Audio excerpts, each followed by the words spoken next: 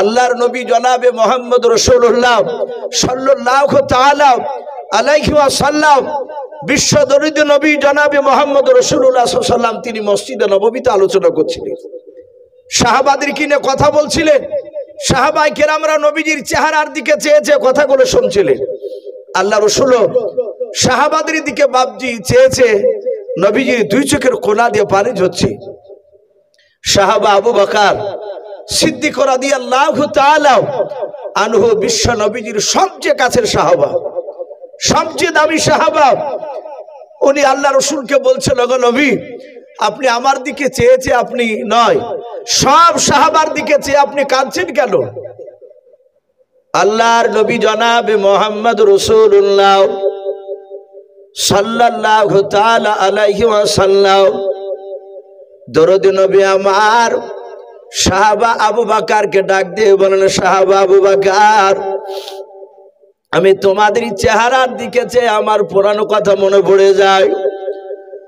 হযরত আমিরুল মুমিনিন উমর ইবনুল খাত্তাব রাদিয়াল্লাহু তাআলা আনহু বাবা আল্লাহর নবীজির বাম পাশে আপনার বসা ছিলেন।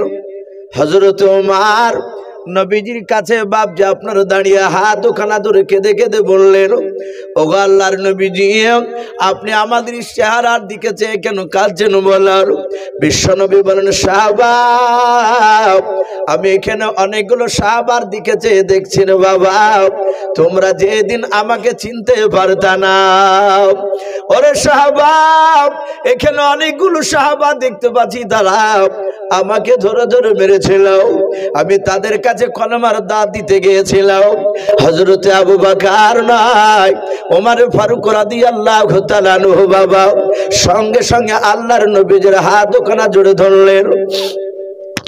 ওমর কেঁদে কেঁদে বলছেন, নবী বেয়াদবি হলে মাফ করবেন। ওগো আল্লাহর রাসূল, যেই দিন আমি আপনাকে চিনতে পেরেছিলাম না নবী গো, সেই দিন থেকে আমি আপনাকে তার আগে বিরোধিতা করতাম। ওগো নবীজি, জানতাম না বেঈমান আবু জেহেল আমাকে বলতো, লা তাসমাউ লিহাযাল কুরআন, খবরদার মুহাম্মদ সাল্লাল্লাহু আলাইহি ওয়াসাল্লামের কোরআনের কথা তুমি শোনো নাও। ওগো নবীজি, আমি আপনাকে দেখলে সাহাবাদেরকে দেখলে এভাবে কানে আঙুল দিয়ে ঘুরে ঘুরে হাঁটতাম, যেন আপনার কথাগুলো আমার কানে যেন না চলে আসে। ওগো আল্লাহর নবী, শুনে না, যেই দিন থেকে আপনাকে চিনতে পেরেছি হুজুর, সেই দিন থেকে নবী আপনার দিকে আঙুল তুলে আমি কথা বলি নাই। আর কোন মানুষকে ওমর থাকতে গেলে আপনার সামনে কেউ আঙুল তুলে কথা বলতে পারে নাই। বলুন আলহামদুলিল্লাহ। ওগো রাসূল, আপনি আর কাঁদেন না, আপনাকে এখন তো আর কেউ আপনাকে আঙুল তুলে কথা বলে না। রাসূল, আমি কি ভালোবাসি না আপনাকে? হাদিসের ভাষায় এসেছে, আল্লাহ রাসূল সাল্লাল্লাহু তাআলা আলাইহি ওয়াসাল্লামের সাহাবা উমর, নবী বলেন, ওমর এত ভালোবাসতেন ঈমান আনার পরে আমাকে। রাসূল যতক্ষণ বাপজি ওমরের সামনে কথা বলতে, হযরত ওমর ফারুক রাদিয়াল্লাহু তাআলা আনহু এক সেকেন্ডের জন্য বাপজি এদিক ওদিক তাকাতেন না, একইভাবে রাসূলুল্লাহর চেহারার দিকে চেয়ে কথাগুলো শুনতেন। আল্লাহ রাসূল বলতেন মাঝে মাঝে, ওমর, আমি অনেক সাহাবাকে দেখতে পাই, তারা এদিক ওদিক তাকায়। এই ওমর, তুমি আমার দরবারে আসলে তুমি বসে গেলে আমার দিকে অমন করে তাকিয়ে থাকো, আর তোমার দুই চোখের কোনা দিয়ে পানি গড়ে গেল। হযরত ওমর বলতেন, হুজুর, এই চোখ দিয়ে আমি আপনাকে প্রথমে চিনতে পেরেছিলাম না, আপনি এত বড় দামি রাসূল। ওগো নবী, আপনাকে ঈমান আনার পরে আমার মন চাই না অন্য কাউকে দেখতে। বলুন আলহামদুলিল্লাহ। কিয়ামত পর্যন্ত আপনাকে আমাকে যদি আল্লাহ জীবিত রাখে, আমাকে যদি কোনো কাজ আর না করতে হতো, আমি এইভাবে 24 ঘন্টা একইভাবে রাত দিন আপনার দিকে তাকিয়ে থাকতাম।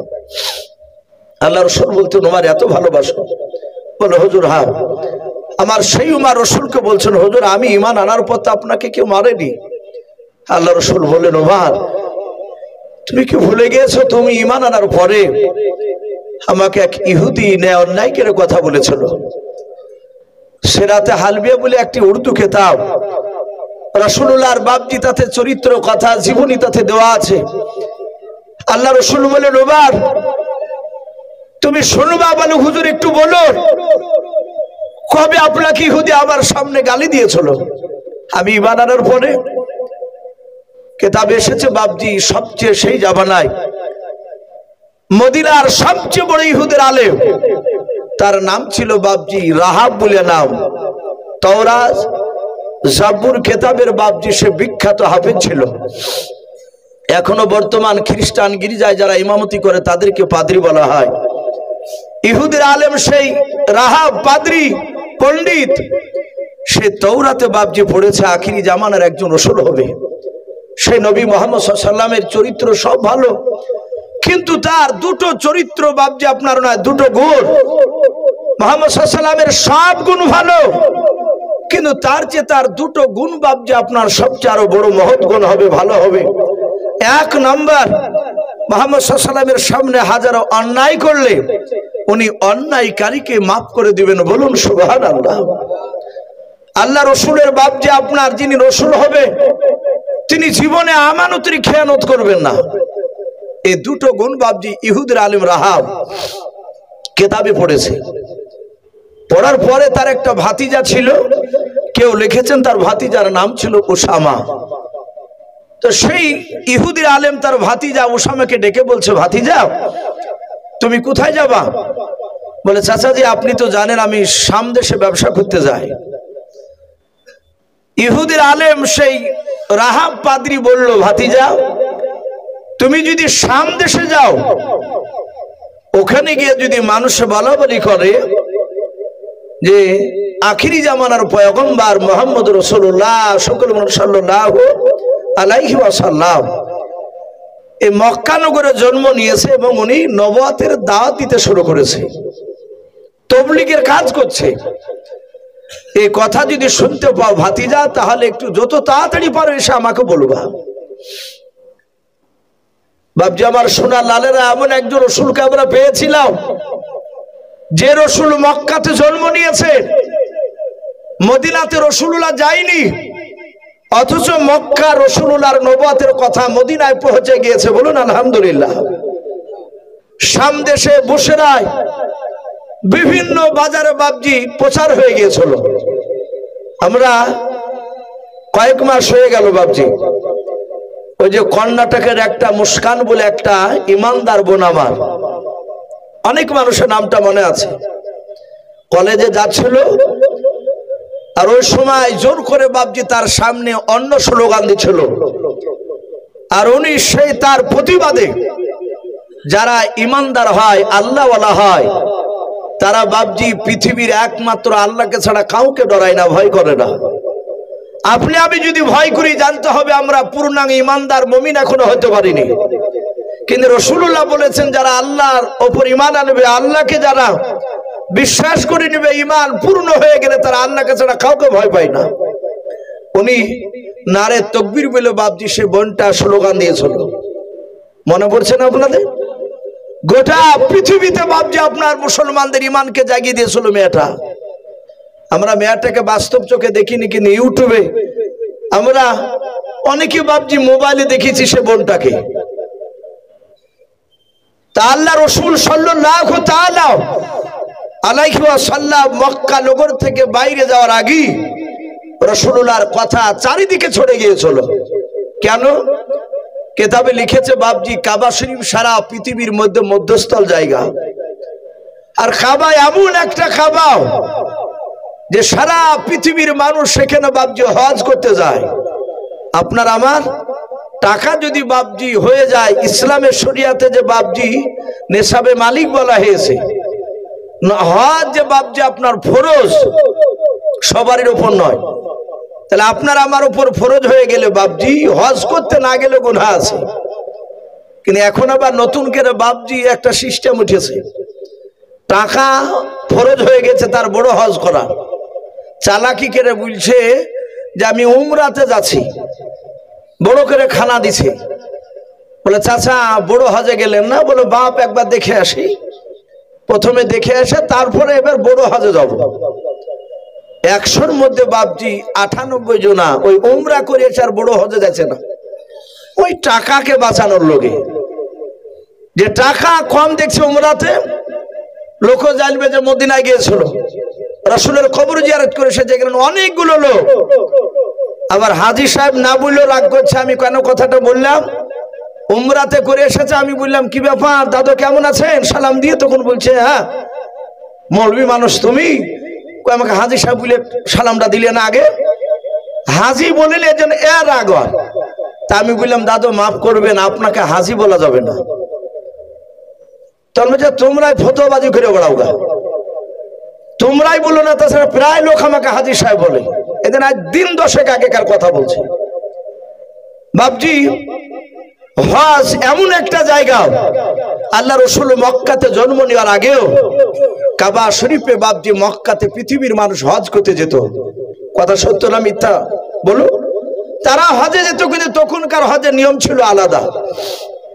আল্লাহ রসুল সাল্লাল্লাহু তাআলা আলাইহি ওয়াসাল্লামকে আল্লাহ এমন একটা জায়গায় পাঠিয়েছিলেন মক্কাতে, সারা পৃথিবীর মানুষ সেখানে হজ করতে যায়। মক্কা নগরে রাসূলুল্লাহ কলমার দাওয়াত দিয়ে দিয়ে দেখলেন সবাই মানে না, সবাই রাসূলকে মানেনি। আল্লাহ রাসূল শুনতে পেলেন সেই মদিনা থেকে, তখন তো মদিনার নাম ছিল না, নবীজি মক্কা থেকে মদিনাতে হিজরত করে যাওয়ার আগে ওই মদিনার দেশটার মদিনা ছিল না। কোরআন শরীফের তাফসীরে পাওয়া যায় মারিফুল কোরআনে দেশটার নাম ছিল ইয়াসরিব। কি নাম বললাম? ইয়াসরিব নাম, ওই এখন যেটা বর্তমান মদিনা হয়েছে। তো ওই ইয়াসরিব দেশ থেকে বাপজি এক নয় দুই নয় 50টা বয়স্ক লোক আর যুবক ছেলে মিলে তারা দল বেঁধে বাপজি হজে এসেছে।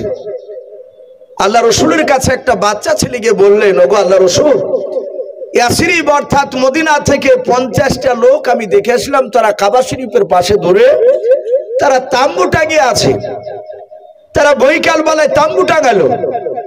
আল্লাহ রসুলকে ওই বাচ্চা ছেলেটা ভালোবাসতো, নবীর উপর ঈমান এনেছিল। আল্লাহ রসুল বললেন, বাবা সত্যি বলে? হ্যাঁ। নবীজি বুক ভরা আশা নিয়ে চিন্তা করলেন, আমি আজই রাত্রিবেলায় যাব। ওরা বিকালে এসেছে, তাম্বু টাঙিয়েছে, আমিও গিয়ে ওই ময়দানে গিয়ে তাম্বু টাঙাবো। তাম্বু টাঙিয়ে সারা রাত সেখানে কোরআন তেলাওয়াত করব, আল্লাহর ইবাদত করে সকালবেলা আমি ওই মদিনার বাসীদের কাছে গিয়ে এই দ্বীনের দাওয়াত, কলমার দাওয়াত দেব। সম্মানিত ভাইরা আমার, বাবা জীবনেরা, আল্লাহ রসুল সাল্লাল্লাহু তাআলা আলাইহি ওয়াসাল্লাম তিনি গিয়েছে, আর বেঈমান আবু জেহেল বাপজি লক্ষ্য করত যে মুহাম্মদ সাল্লাল্লাহু আলাইহি ওয়াসাল্লাম কোথায় কোথায় যায়, ও নবীর বিরোধিতা করত। আবু জেহেল দেখলে তো বেটা চলে গেল ওই মক্কা নগরে কাবা শরীফের ওই ময়দানে। তখন তো বাপজি এত ঘর ছিল না, ফাঁকা মরুভূমি পড়ে। আল্লাহ রসুলকে যেতে দেখে বাপজি বেঈমান আবু জেহেল রাত্রিবেলায় আরো 9টা লোককে, কেউ বলেছেন 10টা লোককে ডেকে সে একটা দল গুছে নিয়ে মদিনার সব বাপজি আপনার তাম্বুতে গিয়ে মানুষকে ডাকলো। তারা 5টা তাম্বু টেঙেছিল, এক একটা তাম্বুতে 10 জন করে মানুষ, 5,250 সবাইকে ডাকলো, ডেকে বলছে, এই এই ইয়াসরিব দেশের মানুষেরা, তোমরা আমাকে চিনো, আমি কে? আল্লাহ রসুলের ব্যাপারে বাপজি তারা তো জানে না, নবীর নামই শুনেনি তারা। আবু জেহেল বলল, আমি মক্কার বড় নেতা, আমি তোমাদের বাপ দাদাদেরকে ভালোবাসি, শুনে নাও, আমি তোমাদেরকে একটা কাজ থেকে সাবধান করতে এসেছি। মদিনার বয়স্ক লোকেরা বলল, ভাই আবু জেহেল, আমাদেরকে কোথা থেকে সাবধান করবা? ডাক দিয়ে বললো, ওই দেখো তাম্বু দেখতে পাচ্ছ, রাসূলুল্লাহর তাম্বুকে দেখাচ্ছে, জায়তুন তেলের বাতি জ্বালিয়েছে। বলে, হ্যাঁ দেখতে পাচ্ছি। বলে, ওই তাম্বুর ভিতরে মক্কার সবচেয়ে বড় পাগল ভরা আছে, বলুন আস্তাগফিরুল্লাহ। সারা পৃথিবীর মধ্যে শ্রেষ্ঠ রসুল, যে রসুলের বাপজির শরীর থেকে ঘাম বেরোলে মুশকে আম্বার নাই খুশবু বের হতো, বলুন সুবহানাল্লাহ। যে রসুলুল্লাহ রাস্তা দিয়ে একদিন হেঁটে গেলে, তিরমিজি শরীফে এসেছে, ওই রাস্তায় রসুলুল্লাহ বাপজি 14 দিন না গেলে ওই রাস্তায় নবত খুশবু পাওয়া যেত। মক্কার লোকেরা বলতে গিয়ে রাস্তা দিয়ে রসুলুল্লাহ গিয়েছে। আর সেই রসুলকে বাপজি মক্কার বেঈমান আবু জেহেল নবীকে পাগল বলছে। এখনো বাপজি যারা দেখবেন আল্লাহর উপর ঈমান নাই, যারা টুপিওয়ালা দাড়িওয়ালাদেরকে দেখলে তারা ন্যায় অনেক কথা বলে বলে। আবু জেহেলরা যেমন বলতো, আবু জেহেল বলল, ওই লোকটার কাছে তোমরা রাত্রিবেলায় যাবে না, বলে কেন? বলে সে একটা নতুন কি কথা বলছে, ওই কথা যদি না শোনো, আমাদের বাপ দাদার বিরুদ্ধে কথা বলছে, না শুনলে তার তাম্বুর ভিতরে পাথর ভরা আছে, আর সেই পাথর দিয়ে বেটা তোমাদেরকে মেরে শেষ করে দেবে। তোমরা রাতে যদি না যাও, সকালবেলায় ওই পাগলা আসবে তোমাদের তাম্বুতে। আবু জেহেল এটাও জানে যে রাসূলুল্লাহ আসবে, কৌশল করে বাপজি কথাটা বলছে। আল্লাহ রাসূল সাল্লাল্লাহু তাআলা আলাইহি ওয়াসাল্লামকে নেহান্নায় কথা বললো, পাগল বললো, নবীর কাছে পাথর ভরা আছে বললো। মদিনার তারা 50টা লোক বললো, ভাই আমরা রাত্রিবেলায় কেউ যাব না। কিন্তু বাপজি আবু জেহেল ভেবেছিল রাসূলুল্লাহর কথাকে তাড়াতাড়ি করে মিশে দেবে, কিন্তু আবু জেহেলরা যত তাড়াতাড়ি চেষ্টা করেছিল রাসূলের দিনকে বাপজি মক্কা থেকে বাইরে বেরোতে দিবে না, কিন্তু তার চেয়েও তাড়াতাড়ি রাসূলুল্লাহর ঈমান আরো বাপজি কলমার দাওয়াত চারি বিশ্বে পৌঁছে গিয়েছিল। বলুন আলহামদুলিল্লাহ। চারিদিকে তাড়াতাড়ি ছড়াচ্ছে। আল্লাহ রাসূল সাল্লাল্লাহু তাআলা আলাইহি ওয়াসাল্লাম বিশ্ব নবী বাপজি তাম্বুর ভিতরে বসা, বুক ভরা আশা নিয়ে রাসূলুল্লাহ রাত্রিবেলায় ওখানে থাকবে, সকালবেলায় কলমার দাওয়াত দিবে। রাসূলুল্লাহ ভেবেছে একটা দুটো লোক যদি আবার কথা বেড়ে দেয়, সবাই না মানলে একটা দুটো তো মানবে। মদিনার লোকদেরকে বারণ করলো। আবু জেহেল বাড়িতে মদের বোতল নিয়ে বাপজি মেতে উঠলো, বললো মুহাম্মদ সাল্লাল্লাহু আলাইহি ওয়াসাল্লাম যতই কোরআন তেলাওয়াত কর, তোর কাছে লোকগুলো যাবে না, তোকে যেতেও দিবে না। কিন্তু মানুষকে বাপজি যেখানে যত বারণ করা যায়, সেখানে মানুষ বাপজি বেশি যায় না কম যায়? কথা বলে বেশি যায়। এই যে জালসার মাহফিল, ওপরে সুন্দর জায়গা, নিচে সুন্দর জায়গা, মানুষ কম। কিন্তু এখানে যদি বাপজি যাত্রার মাহফিল হতো, তাহলে বাপজি গোবরের উপড়াতেও বসে মানুষ শুনতো, জায়গা দিতে পারতো না। ওখানে মানুষ বারণ করে যে যেও না, ওই জায়গা ভালো না, খারাপ, ওতে গেলে নেকি হবে না, আর এখানে নেকি হবে, কিন্তু ওই জায়গাতে মানুষ চাপ দেয় বেশি। আবু জেহেল বারণ করে গেল, আর মদিনার লোকেদের ভিতরে তোলপাড় শুরু হয়ে গেল। ওই তাম্বুর ভিতরে পাগলটা আছে ভরা, বলে গেল সে কালো না ধুলো, সে মোটা না সরু, তার পোশাকগুলো ময়লা যুক্ত না পরিষ্কার, তার চুলগুলো এলোমেলো হয়ে আছে না, একটু দেখার দরকার। জোরে বলুন সুবহানাল্লাহ। ভাইরা আমার, বাবা জীবনেরাও, মদিনার 50টা মানুষ বাপ যে তাদের মধ্যে থেকে বয়স্ক লোকেরাও ওই তাম্বুর দিকে লক্ষ্য করে রাত্রিবেলা বলেছিল, বন্ধুরা আমরা মদিনার যেই সব মানুষগুলো একত্রিত হয়ে এসেছি মক্কা নগরে, বলে হ্যাঁ, আমরা এখনই তাম্বুর ভিতর থেকে বেরিয়ে ফাঁকা জায়গায় বসে পড়ি। সবাই মিলে বাপজি ফাঁকা জায়গা তারা মিটিং করার জন্য বসে পড়ল।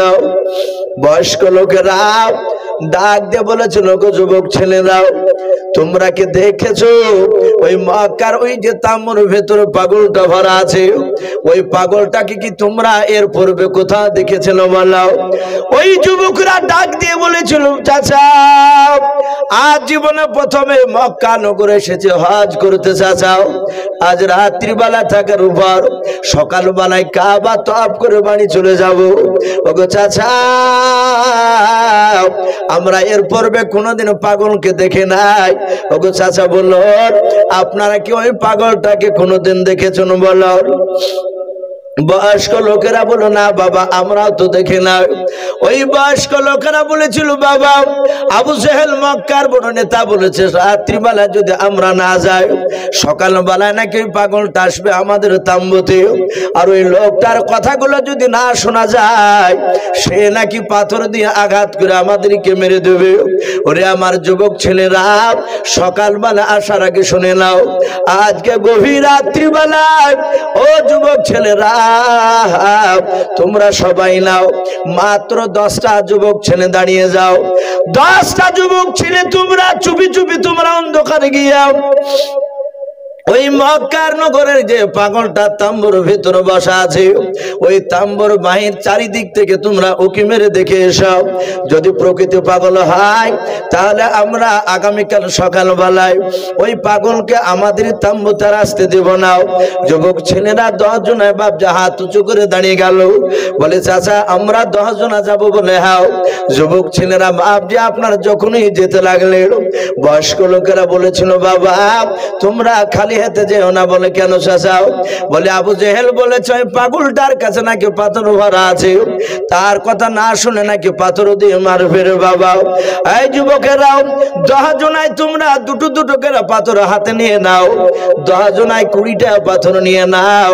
আর চোপে চোপে তোমরা যাওয়ার পর ওই পাগলটা যদি তোমাদের পায়ের শব্দ যদি টের পেয়ে যায়, জানতে যদি পারে, আর ওই পাথর দিয়ে যদি তোমাদেরকে মারে রে বাবা, তোমরা পাথর দিয়ে মারতে মারতে পাগলটাকে শুধু মক্কা ছাড়া নাই গোটা পৃথিবী থেকে তাকে বিদায় করে দেবা। ওই যুবক ছেলের বাপ যে মোটা মোটা তারা 10 জনায় দুটো দুটো করে বাপ যে তারা 2 হাতে পাথর নিয়ে বাপ যে চলে গেল। আল্লাহর নবী জনাবে মুহাম্মদ রাসূলুল্লাহ সাল্লাল্লাহু তাআলা আলাইহি ওয়াসাল্লাম দরুদ নবী আমার তাম্বুর ভিতর বাপ যে বসে বসে কাঁদেন আর বলেন আল্লাহ মনে হয় তোমার দিনকার বেশি দিন টিকে রাখতে পারবো না।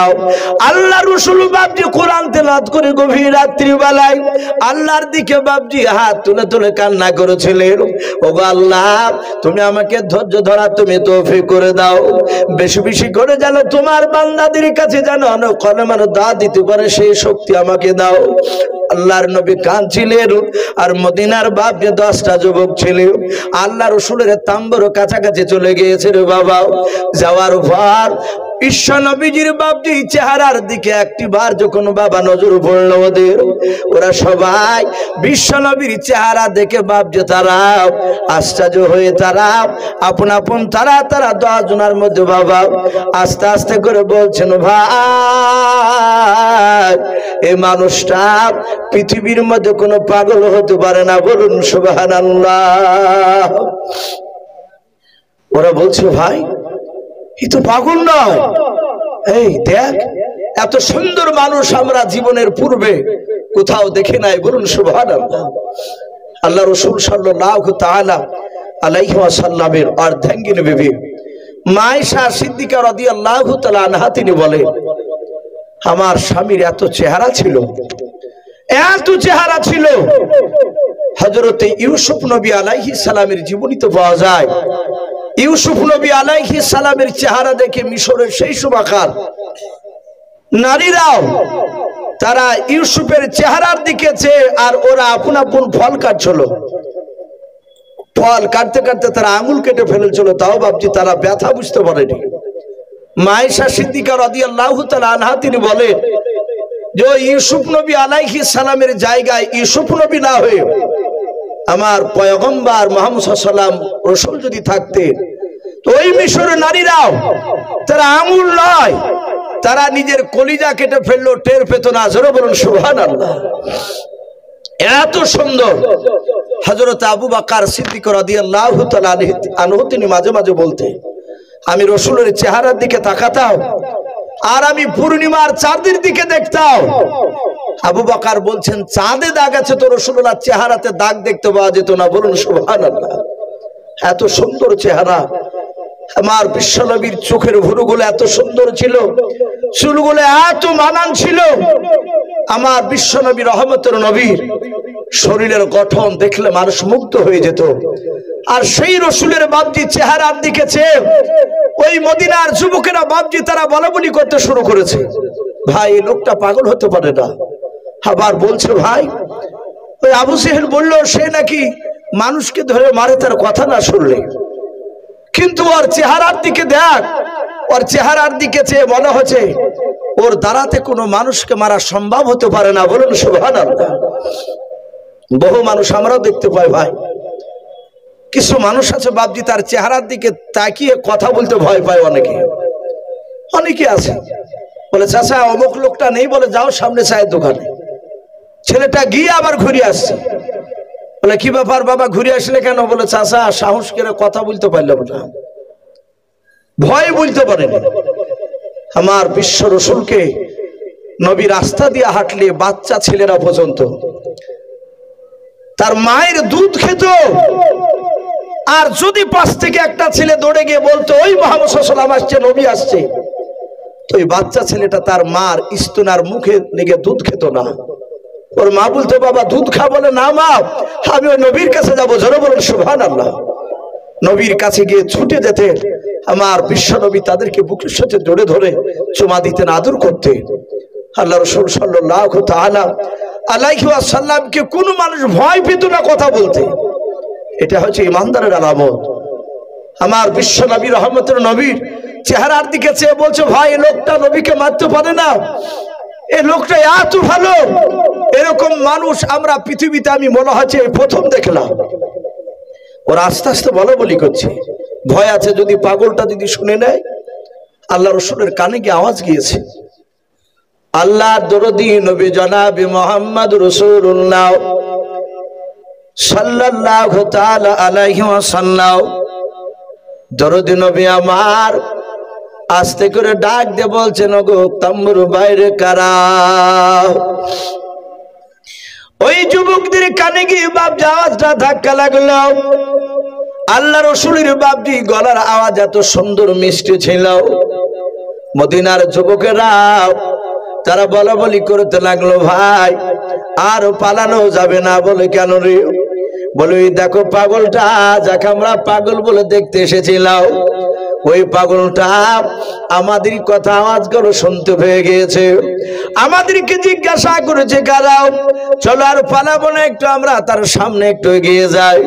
আল্লাহ রসুলের কাছাকাছি ভাব যে তারা গিয়ে গোল করে ঘেরাও করে দাঁড়িয়ে গেল। আল্লাহর নবী বলেন বাবা তোমাদের বাড়ি বুঝি মক্কা নগরে নাই? মদিনার যুবকেরা ডাক দিয়ে বলেছিল ভাই আমাদের বাড়ি মক্কা নগরে নাই, আমাদের বাড়ি হচ্ছে তায়েফ নগরে নাই, ওই মদিনায় আশরিফ দেশ থেকে মক্কাতে এসেছিলাম হজ করতে। আজ দিনের বেলাতে তাম্বু টাঙিয়েছিলাম, রাত্রির বেলায় থাকার পর সকালবেলায় কাবা তওয়াফ করে বাড়ি চলে যাব। ওরে যুবক তোমার পরিচয়টা তুমি দিয়ে দাও। আল্লাহর দরদি নবী কাঁদে কেঁদে বলতে লাগলেন বাবা তোমাদের কাছে কি আবু জেহেল যায় না বারণ করতে আমার কাছে আসতে? বলে হ্যাঁ। ওই আবু জেহেল বারণ করেছিল বলে আমরা তোমাকে পরীক্ষা করতে এসেছি। এই যুবক তুমি কে? তোমার নামকে পরিচয়টা দাও। আল্লাহর নবী জনাবে মুহাম্মদ রাসূলুল্লাহ সাল্লাল্লাহু তাআলা আলাইহি ওয়াসাল্লাম ডাক দিয়ে বললেন বাবারাও তোমরা আমাকে চিনতে পারো নাই? বলে না। বলে আমি রহমাতুল লিল আলামিন পয়গম্বর জনাবে মুহাম্মদ রাসূলুল্লাহ সাল্লাল্লাহু তাআলা আলাইহি ওয়াসাল্লাম। আল্লাহ আমাকে নবী রাসূল করে দুনিয়ার বুকে পাঠিয়েছেন জাহান্নামের মানুষদেরকে জাহান্নামের রাস্তা থেকে জান্নাতের রাস্তা দেখানোর জন্য। ওরে আমার যুবক বাবা আমি সন্ধ্যাবেলায় তাম্বু টাঙিয়েছিলাম, সারা রাত থাকার পর সকালবেলা আমি তোমাদের কাছে কলমার দাঁত দেব বলে এখানে এসেছিলাম। আল্লাহর নবীজির বাপজি 5 থেকে বাবা 10 মিনিট বিশ্ব নবীর নবুয়ত সম্পর্কে কথা শোনার পর ওই যুবকের আর থাকতে পারলো না। তারা সাথে পড়তে লাগলো কলমা লা ইলাহা, ভাই লজ্জা না একটু মহব্বত পড়ে নি, লা ইলাহা ইল্লাল্লাহ লা ইলাহা লা ইলাহা ইল্লাল্লাহু মুহাম্মাদুর রাসূলুল্লাহ সাল্লাল্লাহু তাআলা আলাইহি ওয়াসাল্লাম। এরা 10 জনের সাথে নবীর উপর কলমা পড়ে নিল। বাড়ি মক্কাতে নয়, বাড়ি তার ইয়াসরিব অর্থাৎ মদিনায়। এরা রসুলের কাছ থেকে আর যায় না। মদিনার আর যে বাপজি 40 জনা বসেছিল তারা ভাবছে পাগলটা কি মেরে ফেললো নাকি? এ কয়েক ঘন্টা হতে চলে আসে না কেন? এরাও বাপজি বয়স্ক লোকেরা যাওয়ার পর দেখছে তারা থমের মতো দাঁড়িয়ে আছে রসুলের চেহারার দিকে চেয়ে। এরা পেছন থেকে বলছে এই যুবকেরা এই কতক্ষণ লাগে এখানে দাঁড়িয়ে আছিস কেন? ওদের দিকে কান করছে না। ওরা হাত দিয়ে ঠেলা মেরে যাহাতে রসুল্লাহর বাপজি চেহারার দিকে ওদেরও নজর পড়েছে।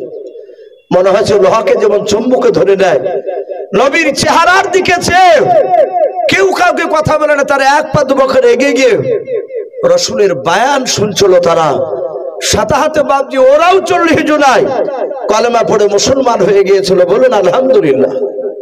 আবু জেহেল চেয়েছিল একটা মানুষের যেন রসুলের কথা না শুনে, নবীর দলে যেন না যায়, চেষ্টা করতে গেলে একটা লোকও যেন না শুনে, আর সেখানে সবাই বাপজি কলেমা পড়ে মুসলমান হলো। বলুন আলহামদুলিল্লাহ। এই সব লোকেরা মক্কা থেকে হজ করে যাওয়ার পরে তারা রাসূলুল্লাহর গুণগান তাদের উদ্দেশ্যে বাপজি আলোচনা করত। তখন আল্লাহ রসুল যায়নি। তা আমি বলছিলাম সেই ইয়াসরি নয়, ইহুদির বড় পণ্ডিত সে আলেমটার কথা বলছিলাম। তার ভাতিজাকে বলল যে বাবা, তুমি শাম দেশে ব্যবসা করতে গিয়ে যদি কোনো মানুষ যদি তুমি দেখতে পাও মক্কার মুহাম্মদ সাল্লাল্লাহু আলাইহি ওয়াসাল্লামের কথা আলোচনা করছে, তিনি নবুয়তের দাবি শুরু করেছে, ওগো ভাতিজা তুমি তাড়াতাড়ি এসে আমাকে একটু শোনাবা। বলে চাচা আমি শুনতে পেলে এসে বলবো। সাথে হাতে ভাতিজা বাপজি চলে গিয়েছে।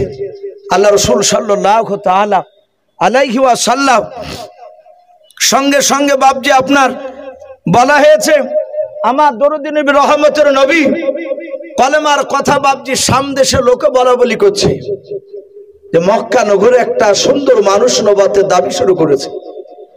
ওই ইহুদির আলেমটা বাপজি শুনতে পেয়েছে। তার ভাতিজা এসে বলল চাচা যার কথা বলছেন সে লোকটা কলমার দাওয়াত শুরু করেছে। বলে তাই? বলে হ্যাঁ। সাথে হাতে ইহুদির আলেমটা 5টা টাকা পকেটে ভরে নিয়ে সুজা বাপজি আপনার মক্কা নগরে চলে আসলো।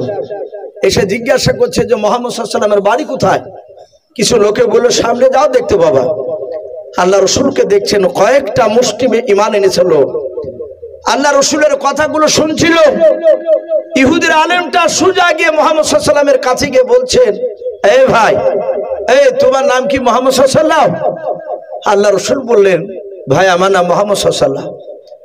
ডাক দিয়ে বলল, তুমি কি নবী প্লাস রসুল? আল্লাহ রসুল বললেন, হ্যাঁ আমি নবী প্লাস রসুল। ইহুদির আলেমটা চিন্তা করছে এই লোকটা যে সত্য নবী তা আমি জানবো কি করে? অনেক ভণ্ডা লোক তো দাবি করতে পারে। আমি একে বিনা পরীক্ষায় যদি একে নবী বলে মানিনি, আর আদৌ যদি নবী না হয় তাহলে কিয়ামতের ময়দানে আমাকে জাহান্নামে যাওয়া লাগবে। আবার চিন্তা করছে আমি পরীক্ষা নিতে গেলে যদি আমি মারা যাই, ঈমান না আনতে পারলে আল্লাহ বলবে, এই আমার নবীকে পাওয়ার পর কেন পরীক্ষা নিয়েছিলি? এটাও জাহান্নামের রাস্তা। ইহুদের আলেমটা বলছেন, আল্লাহ তুমি আমাকে দিন 15 বাঁচিয়ে রাখো, আমি কি পরীক্ষা না নিয়ে ঈমান আনবো না? পরীক্ষা নিবই। ইহুদির আলেমটা বাপজি রাসূলুল্লাহর কাছে 5টা টাকা হাতে দিয়ে বলছে। আল্লাহ রাসূল হাত মেরে টাকাটা ধরলে, বলে ভাই টাকা কি করব? ডাক দিয়ে বলল, আপনি যে মুহাম্মদ সাল্লাল্লাহু আলাইহি ওয়াসাল্লাম রাসূল? বলে হ্যাঁ। এই মুহাম্মদ সাল্লাল্লাহু আলাইহি ওয়াসাল্লাম, এই লাউদা করে বলছে, প্রথমে তো রাসূলকে চিনে না। বলে শোনো, আমি তোমার কাছে 15 দিনকার দিন আসবো, আর এই 5 টাকার বিনিময়ে তোমার কাছ থেকে আমি 20 কেজি খেজুর নেবো। আল্লাহ রসুল মুচকে হাসি দিয়ে টাকাটা পকেটে রেখে দিলে। ইহুদের আলেম বাড়ি চলে গেল। 1 2 3 4 করে দিন ঠেলছে। 10 দিন বাপজি পার হয়নি। 10 দিনকার দিন সকালবেলায় সুজা বাপজি আপনার ইহুদের একদম মক্কা নগরে টাটকা ইমানদার সাহাবা হযরত আমিরুল মুমিনিন ওমর ইবনুল খাত্তাব রাদিয়াল্লাহু তাআলা আনহু মাত্র 4 দিন হয়েছে মানানা। সেই দিনকার দিন 4 দিনকার দিন ওমর বসে আছে নবীর দরবারে। আর সেই সময়তে বাপজি ইহুদের আলেমটা সুজা এসে আল্লাহ রসুলের কাছে এসে বাপজি এইভাবে কলার খানাকে ধরলো। আল্লাহর নবী জনাবে মুহাম্মদ রাসূলুল্লাহ সাল্লাল্লাহু তাআলা আলাইহি ওয়াসাল্লাম দরদি নবী বলেন, ওগো ভাই তুমি আমার কলারটা কেন ধরে টানছো? বলো। ওই ইহুদির আলেম ডাক দিয়ে বলেছিল, রে মুহাম্মদ, আমরা বলি সাল্লাল্লাহু তাআলা আলাইহি ওয়াসাল্লাম কত দরুদ পড়া জানে না, দরুদ পড়তে হয় তাও বাপজি ইহুদির আলেম জানে না। আল্লাহর নবীকে বাপজি অশ্লীল ভাষায় কথা বলতে লাগলো। বলে তোকে কারা নবী বলে মানে বল, সত্য নবী বলে মানে বল। আল্লাহর নবী বাপজি সাহাবাদের দিকে তাকে বললেন, এরা সবাই আমাকে সত্য নবী বলে মানে।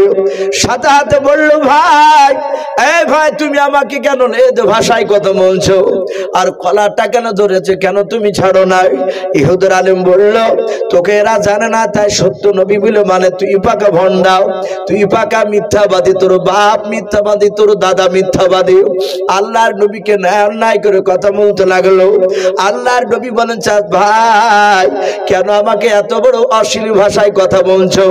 বলুন ভাই এই মুহাম্মদ সাল্লাল্লাহু আলাইহি ওয়াসাল্লাম চিটার নবী, তোমার কাছে এক নাই দুই নাই, আজ 20 দিন হতে চলল, আজ দিয়ে 4 বার হলো তোমার কাছে আসা, 3 বারের পূর্বে তুমি অস্বীকার করেছো। ভাই আমি তোমাকে 5 টাকা দিয়ে 20 কেজি খেজুর নেব বলেছিলাম, তুমি অস্বীকার করেছো। তুমি ভণ্ড নবী, তোমাকে নবী বলে মানা যাবে না। আল্লাহ রসুল ডাক দিয়ে বলেন, ভাই তোমার গণনার মধ্যে ভুল রয়েছে, তোমার 15 দিন পার হয় নাই, আজ 14 দিন নয় 10 দিন হতে চলল, এখনো 10 দিন পার হয় না। ইহুদের আলেম বাপ যে শুনে নাই, বারবার জোর করে মিথ্যা কথা জোর করে বলছে, তুমি মিথ্যাবাদী। হযরত আমিরুল মুমিনিন উমর ফারুক রাদিয়াল্লাহু তাআলা আনহু নবীজির বাপ যে ডান পাশে বাপ যে অলঙ্গা তলোয়ার নিয়ে বসেছিলেন, হযরত উমর ইহুদের বাপ যে চেহারার দিকে চেয়ে দেখলেন, ইহুদে হাত খানা আমার নবীজির কলার কানা ধরে আছে। হযরত উমর বিশ্ব নবীকে গালি দেওয়া দেখে উমরের 2 চোখের কোনা দিয়ে পানি গড়ছে, চোখ দুটো লাল হয়ে গিয়েছে। উমর বাপজি সহ্য করতে না পেরে ডাক দিয়ে, রে বাবা তলোয়ারের উল্টো পিঠ দিয়াও, সাথে বাবা তলোয়ার দিয়ে আঘাত করে বলছে, বেঈমান হাত নামাও। উমর এখনো মরে নাই, জিন্দা আছে, জোরে বলুন সুবহানাল্লাহ। আল্লাহ রাসূলের বাপজি কলার খানা বাপজি ছুটে গিয়েছে, উমরের তলোয়ার দিয়ে উল্টো পিঠ দিয়ে এমন জোরে আঘাত করেছে রে বাবা, ইহুদের হাতে এত জোরে আঘাত লেগেছে। আল্লাহর নবী বলেন, উমরের 2 বাহুতে বাপজি এত আল্লাহ শক্তি দিয়েছিলেন, উমরের 2 হাতে বাবা 1 না 2 না, পৃথিবীর বুকের যুবকেরাও 50টা যুবকের শক্তি একাই আমার উমরের 2 হাতে দিয়েছিলেন আল্লাহ, জোরে বলুন সুবহানাল্লাহ। উমরের বাহাদুরি দেখে নবী আমার গভীর রাত্রি থেকে কেঁদেছিলেন, আল্লাহ উমরকে যদি তুমি হেদায়েত যদি দান করে দাও, উমর যদি ঈমান আনতর মওলা, আমার ঈমানকে কলমার দাওয়াতকে উমর তার সাথে ভাইদেরকে নিয়ে নেতৃত্ব দান করতো, বলুন সুবহানাল্লাহ। আল্লাহর নবীর এই দোয়া আল্লাহ কবুল করে নিয়েছিলেন।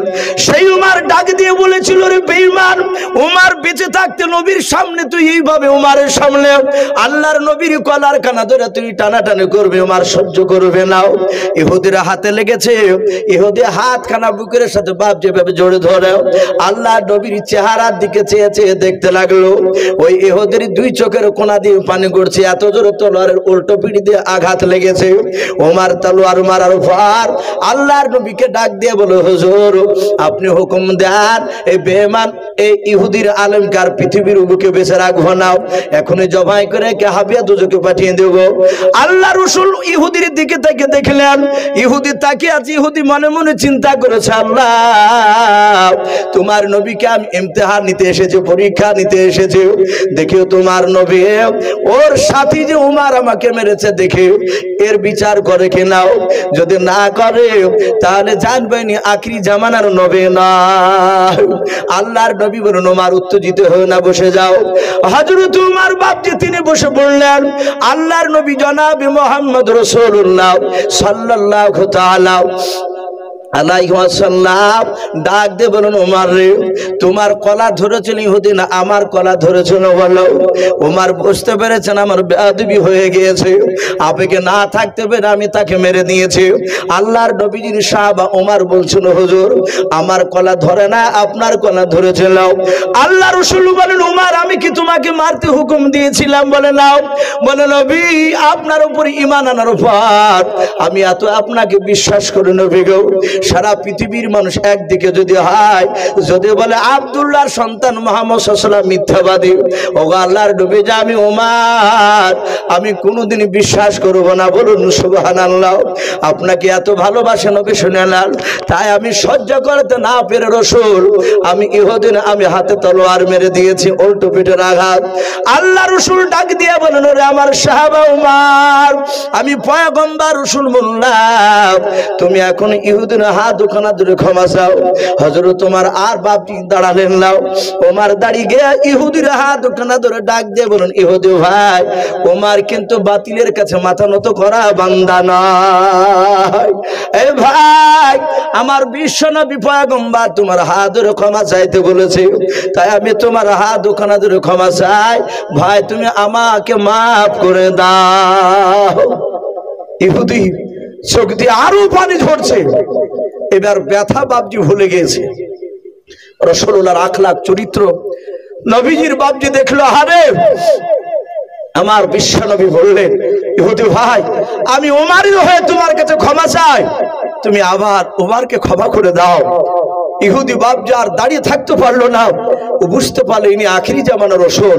সাতাহাত নবীর হাতে হাত দিয়ে উনিও কলেমা পড়ে মুসলমান হয়েছিলেন। বলুন সুবহানাল্লাহ। ভাই আমি বলছিলাম সেই রাসূল সাল্লাল্লাহু তাআলা আলাইহি ওয়াসাল্লাম নবীর সাহাবারা এত নবীকে মানতে, সাহাবায়ে কেরাম রাদিয়াল্লাহু তাআলা আনহু তারা রাসূল সাল্লাল্লাহু আলাইহি ওয়াসাল্লামের বাপ যে কথা শুনে তারা সাথে সাথে আমল করতেন। ভাই রাত্রি প্রায় 7টা বাজতে চললো, আমাকে বাপজি কাগজ দিয়ে একটু ইশারা করেছেন আর প্রথমে বলেছিলেন কমিটি ভাই যে ভাই মসজিদ আমাদের আলহামদুলিল্লাহ অনেক বড় হয়ে গেছে, আপনি একটু শেষের বেলাতে একটু মানুষের কাছে চাইবেন, ইনশাআল্লাহ দিবে। তাই এখানে অনেক বাপজি ভাই রয়েছেন, কার আব্বা, কার মা, কার দাদা, কার দাদি, কার নানা নানি, অনেকের বাপজি আমাদের চলে গেছে। সে অন্ধকার কবরে বাপজি শুয়ে আছে, অন্ধকার কবর থেকে বাপজি চেয়ে আছে, হয়তো একটু আবার জন্য কেউ দোয়া করবে। তাই বাপজি এখানে অনেক আল্লাহওয়ালা বান্দা রয়েছে, অনেক বাপজি ভাই রয়েছে। আমি আপনাদের কাছে ভাই একটু দেখতে চাই। আমি দেখলাম মসজিদে বাপজি কাজ ফিট করা আছে, আমি দেখলাম মসজিদে কাজ ফিট করা আছে। তার মানে আমাকে বললেন ইমাম সাহেব যে হুজুর আমাদের মসজিদে এসিরও দরকার। যদি কোনো আল্লাহর বান্দা এখানে থাকেন যে মসজিদে একটা এসি দিবেন ইনশাআল্লাহ। বাপজি একটু হাত উঁচু করে বলতে পারে। আর যেসব বাপজি ভাইরা মা বোনেরা পর্দার আড়াল থেকে শুনছে, বাপজি ভাইরা সামনে বসে আছে, আমি একবার নারে তাকবীর দিব, বেশি নয় আপনার 10,000 করে টাকা, বেশি নয় 10,000 করে টাকা বাপজি 10 জনাকে আমি একটু দেখতে চাই কোন আল্লাহর বান্দা রয়েছে এই মসজিদকে বাপজি তৈরি করার জন্য ইনশাআল্লাহ দেবেন। আল্লাহ রাসূল বলেছেন মাম বানালিল্লাহি মাসজিদান বানাল্লাহু লাহু বাইতান ফিল জান্নাহ। নবী বলেছেন যারা মসজিদে টাকা দান করলো তাদের জন্য আল্লাহ জান্নাতে একটা ঘর বানাবেন। জোরে বলুন সুবহানাল্লাহ। বলেন আরে তাকবীর। ভাই একটু আল্লাহু আকবারটা জোরে বলবো। নবী বলেছেন আল্লাহর কাছে আল্লাহু আকবার যখন কোনো বান্দা বলে আল্লাহ এত খুশি হয়, এত খুশি হয়ে যায়, তার জীবনের সব গুনাহকে মাফ করে দিয়ে আসমান জমিনের ফাঁকা জায়গায় আল্লাহ নেকিতে ভরপুর করে দেয়। বলুন সুবহানাল্লাহ। বলেন আরে তাকবীর। ভাই এই দেখেন একজন ভাই আমার 1000 টাকা দিয়েছেন বেলামিতে, আর একজন ভাই আমার 500 টাকা দান করেছেন। আল্লাহ তার দানকে কবুল করুন। বলুন আল্লাহুম্মা আমিন। বলেন আরে তাকবীর। আল্লাহ তাদের দানগুলোকে কবুল করুন। ভাই 10,000 টাকা ভাই আমি 10 জনাকে দেখতে চেয়েছি। ভাই একটা মানুষ একটু হাত উঁচু করি। 10,000 টাকার কোন আল্লাহর বান্দা নাই? ভাই একটু তাড়াতাড়ি আসো। ভাই এই মসজিদের কমিটি, এই গ্রামের অনেক বাপজি ভাই রয়েছেন, বাইরে থেকে এসেছেন আল্লাহর ঘরকে তৈরি করার জন্য। ভাই একটু আসি। কার মা কার বাপ অন্ধকার কবরে শুয়ে আছে সেই দিকে লক্ষ্য করে তাদের নাম করে একটু আমরা দানের হাতটা একটু বাড়িয়ে দিই। ভাই 10,000 টাকা, বেশি নয়। একটু আসো ভাই। আমি প্রথমে ওঠার সময় এই কাগজটা দেখান তো ভাই, শুভ্র ভাই একটু আসি। ভাই বেশি নয়, আপনাদের কাছে বেশি নয়, 10,000 টাকা চেয়েছি। এ দেখেন সাকিব শেখ, উনি 1000 টাকার দাতা। বলুন মারহাবা। তারপর আশিবন বেওয়া 500 টাকা। আল্লাহ তাদের দুজনের দানকে আল্লাহ কবুল করুন। বলুন আল্লাহুম্মা আমিন। বলেন আরে তাকবীর। ভাই একটা মানুষকে হবে না ভাই 10,000 টাকা? জি একটু তাড়াতাড়ি আসে, এখানে আসেন না ভাই টাকাটা একটু ধরার জন্য। এ দেখেন ভাই একটা ছোট্ট ছেলে 600 টাকা দান করেছেন। বলে না রে তাকবীর। বেনামিতে দেখো বান্দা কোথায় যে ছিল, আল্লাহ নাম শুনে দেখো 600 টাকা দিলাম। 600 টাকা বলে মলে করিও না হেলাম, নেকির খাতায় মলে লিখিও গো মেলা। বলে না রে তাকবীর। এই শামসুল হক নামে দেখো বান্দা কোথায় যে ছিল, আল্লাহ নাম শুনে দেখো 3000 টাকা দিলাম। যার সাথে যে নিয়াতে করিয়াছে দান, দানকে কবুল করে তুমি সুবহান। অগবারি দোয়া করি অগো পাকবারি, মিজানেতে নেকির পানা করে নিও ভাই আল্লাহুম্মা আমিন। বেনামিতে দেখো বান্দি কোথায় যে ছিল, আল্লাহ নাম শুনে দেখো 500 টাকা দিলাম। 500 টাকা বলে মলা করিও না হেলাও, নেকির খাতায় মলা লিখিও গো মেলা। যার সাথে যে নিয়াতে করিয়াছে দান, দানকে কবুল করো তুমি সুবহান। অগবারি দোয়া করি অগো পাক রব্বানা, জান্নাতে খিলায়ও তুমি আঙ্গুর বেদান আল্লাহুম্মা আমিন। ভাই উঠবো না ভাই, আমার পরে খুব খুব দামি দামি বক্তা রয়েছে ইনশাআল্লাহ, ওনারা মূল্যবান কথা আপনাদের সামনে তুলে ধরবেন। ভাই 10,000 টাকা ভাই চেয়েছি, একটা মানুষও বাপ যে হাত উঁচু করে বলতে পারলেন না। জি 10,000 টাকা যদি বেশি হয়ে যায় 5,000 করে বলি ইনশাআল্লাহ। আর যদি এখানে কোনো আল্লাহর বান্দা থাকেন ভাই, মসজিদে এসি দান করবে ইনশাআল্লাহ। অনেক মসজিদে শুনলাম যে সমাজ থেকে বাপজি টাকা তুলে এসে কিনে না, দেখা যায় একটা দুটো লোক বাপজি দান করে। এ টিকটিক ভাড়া আর কোনো বাপজি কোনো ভাই নাই মসজিদে একটা এসি দিবেন ইনশাআল্লাহ। দুটো এসি লাগবে। আমরা দুটো মানুষ যদি হাত উঁচু করে বলি ইনশাআল্লাহ এসি হয়ে যাবে। ভাই 10,000 না পালে 5,000 করে ভাই একটু নাম লেখায়। এ আপনাদের মসজিদে গ্রামের লোক যদি বাপজি না দেন, তাহলে মসজিদ তো বাপজি আপনার এসব বসাতে পারা যাবে না। গ্রামের লোককে বাপজি আগে দেওয়া লাগবে, তারপরে বাপজি ভাইরা যারা বাহির থেকে আসেন তারা ইনশাআল্লাহ দিবে। ভাই 5,000 করে হবে না ভাই? দুটো মানুষ জি কাছে না থাকলে বলবেন যে আমি 2 মাসে দিব ইনশাআল্লাহ, না 3 মাসে দিবেন। রমজান পরে দিবে, কি হবে গরমের সময়? হ্যাঁ ইনশাআল্লাহ গরমের সময় দিবেন, রমজান পরে। ভাইজান বলেন যে রমজানের পরে, ভাই একটু ওয়াদা করে ইনশাআল্লাহ। এখানে কোনো মুজাহিদ বান্দা ভাই নাই। জি দুনিয়ার সবকিছু পড়ে থাকবে ভাই, মওতের গাড়ি চলে আসলে, আল্লাহর আজরাইল ফেরেশতা চলে আসলে সব বাপজি ফেলে দিয়ে খালি হাতে যেতে হবে। খালি হাতে যেমন দুনিয়া থেকে বাপজি দুনিয়াতে এসেছিলাম, যাবার সময়ও খালি হাতে যেতে লাগবে। তাই ভাই আসি, কোন আল্লাহর বান্দা 5,000 করে টাকা ভাই একটু ঝটঝট করে আসু ভাই। একজন ব্যক্তি 3,000 টাকা দিয়েছেন, তারপর 1,000 করে কয়েকজন দিয়েছেন ভাই, 500 টাকা করে কয়েকজন দিয়েছেন। আল্লাহর বান্দা এখানে যদি থাকেন একটু তাড়াতাড়ি আসি। আমি আপনাদেরকে বেশিক্ষণ বিরক্ত করব না, কারণ আমার পরে বক্তা আসবে। আমাকে মিনিট 15 একটু বলেছিলেন ইসু ভাই, মিনিট পুরো শেষের বেলা একটু দেখবেন ইনশাআল্লাহ মানুষরা দিবে। ভাই কেউ হবে না ভাই? 5,000 টাকা দাতা কেউ একজনা? জি কোন মসজিদের ক্যাশিয়ার, সেক্রেটারি, এই জালসার কমিটি কোনো বাপজি ভাই? বেশি নাই, একটা মানুষ হাত উঁচু করে বলি 5,000 টাকার দাতা আল্লাহর ঘরকে তৈরি করার জন্য। ভাই আসি। সুবহানাল্লাহ বলুন, আরে তাকবীর। এই বেনামিতে দেখো বান্দা কোথায় যে ছিল, আল্লাহ নাম শুনে দেখো 1000 টাকা দিল। যার সাথে যে নিয়াতে করিয়াছে দান, দানকে কবুল করো তুমি সুবহান। আরেকজন বেনামিতে দেখো বান্দা কোথায় যে ছিল, আল্লাহ নাম শুনে দেখো 200 টাকা দিল। যার সাথে যে নিয়াতে করিয়াছে দান, দানকে কবুল করো তুমি সুবহান। আরেকজন বেনামিতে দেখো বান্দা তোমার কোথায় যে ছিল, আল্লাহ নাম শুনে দেখো 1000 টাকা দিল। আরেকজন বেনামিতে দেখো বান্দা কোথায় যে ছিল, শেষের বেলা এসে দেখো 500 টাকা দিল। যার সাথে যে নিয়াতে দুজন 500,000 করিয়াছে দান, দানকে কবুল করো তুমি সুবহান। নাম কি বাপজি? কত শেখ নামে দেখো বাপজি আমার এখানে যে ছিল, ছিল কে না ছিল দেখো দানে বোঝা গেল। যোগ্য বাপের যোগ্য ছেলে কুদ্দুস বাপজি আমার এখানে আসিয়াও 1000 টাকা দান দিল মসজিদ বানাবো বলিয়াও। যার সাথে যে নিয়াতে করিয়াছে দান, দানকে কবুল করো তুমি সুবহান। অগবারি দোয়া করি অগো পাক রব্বানা, জান্নাতে খেলায়ও তুমি আঙ্গুর বেদান আল্লাহুম্মা আমিন। বলেন আরে তাকবীর। ভাই একটু ঝটঝট করে আসো ভাই, 5,000 করে ভাই বেশি হয়ে গেলে আমরা 1,000 2,000 করে দিই ইনশাআল্লাহ। জি একটু আসি, কাছে টাকা না থাকলে আমরা ওয়াদা করে যাই। আল্লাহর নবী জনাবে মুহাম্মদ রাসূলুল্লাহ সাল্লাল্লাহু তাআলা আলাইহি ওয়াসাল্লাম সাহাবাদেরকে নিয়ে আমার দরদি নবী তাদেরকে বাপজি আপনার যুদ্ধের মাল কিছু সাবান বাবজি কেনার জন্য হাতিয়ার কেনার জন্য সাহাবাদের কাছে মাল চেয়েছিলেন। সাহাবাই কেরামরা তারা এমন কি শুধু মান নয়, তারা জানকে পর্যন্ত বাবজি কুরবান দেওয়ার জন্য বাবজি তারা প্রতিযোগিতা করতে। ভাই একটু আসি 1000 2000 আমরা একটু ঝটঝট করে আসো ভাই, আমরা চলে যাব না ভাই। মানুষ আদায় করতে লাগলে মানুষ পালিয়ে যাবে, আমরা পালাবো না ইনশাল্লাহ। আমার পরই বক্তা আসবেন ইনশাল্লাহ। সভাপতি সাহেব ইশারা হয়তো দিয়েছে, ভাই আসি। আর মা বোনেরা, ওগো মা বোন, আপনাদের কাছ থেকে একটা নামও আসেনি, তা মা বোনেদের একটা মনে হয় এসেছিল।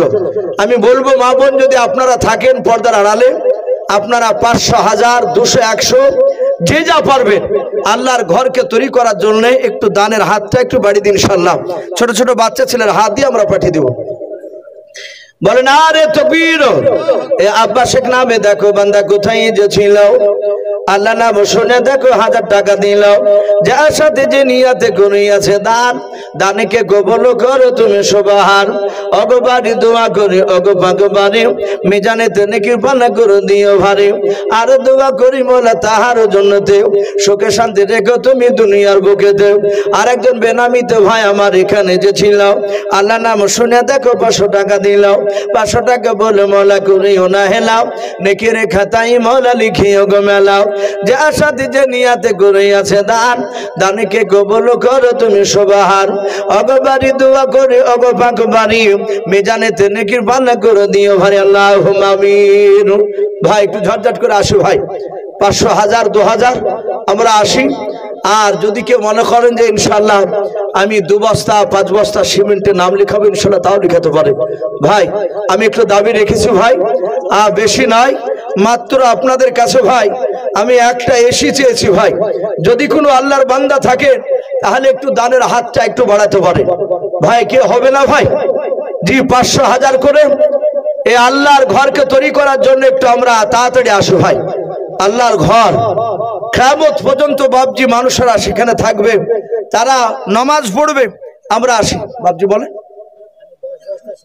বাসাবাড়ি বাড়ি কোথা থেকে এসে 10 বস্তা সিমেন্ট দিছে?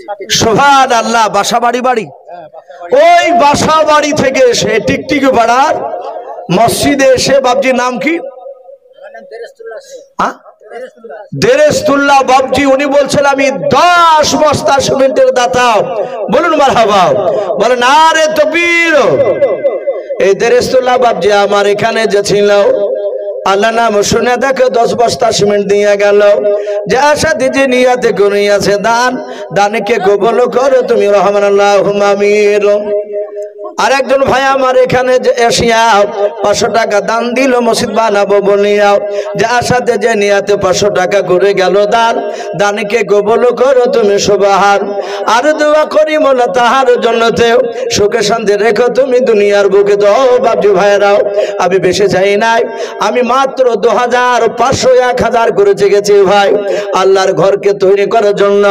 আল্লাহর নবী জনাবে মুহাম্মদ রাসূলুল্লাহ সাল্লাল্লাহু তাআলা আলাইহি ওয়াসাল্লাম বিশ্ব নবী বলেন, রে আয়েশা কিয়ামতের ময়দানে আল্লাহ কোরআনে বলেছেন ফাতাতুনা আফওয়াজা, কিয়ামতের ময়দানে বাবা কবর থেকে 10 রকমের কায়দায় মানুষ উত্থাপিত হবে। আল্লাহ রাসূল বলেন, আয়েশা কিয়ামতের ময়দানে একটা দলের মানুষের হাতগুলো লম্বা লম্বা হবে। আয়েশা সিদ্দিকা রাদিয়াল্লাহু তাআলা আনহা তিনি বলেন, ওগো আল্লাহর রাসূল, ওই মানুষগুলো এমন কি কাজ করে যাবে যে হাতগুলো তাদের কিয়ামতের ময়দানে লম্বা লম্বা হবে। আল্লাহর নবী বলেন, আয়েশা যারা দুনিয়ার বুকে বেশি বেশি করে দান করবে, আল্লাহ রাসূল বলেন ওদের হাতগুলো কিয়ামতের ময়দানে লম্বা হবে। আর ফেরেশতারা লম্বা হাতগুলোকে দেখে টেনে টেনে নিয়ে গিয়ে বাবা জান্নাতে প্রবেশ করাবে। বলুন সুবহানাল্লাহ।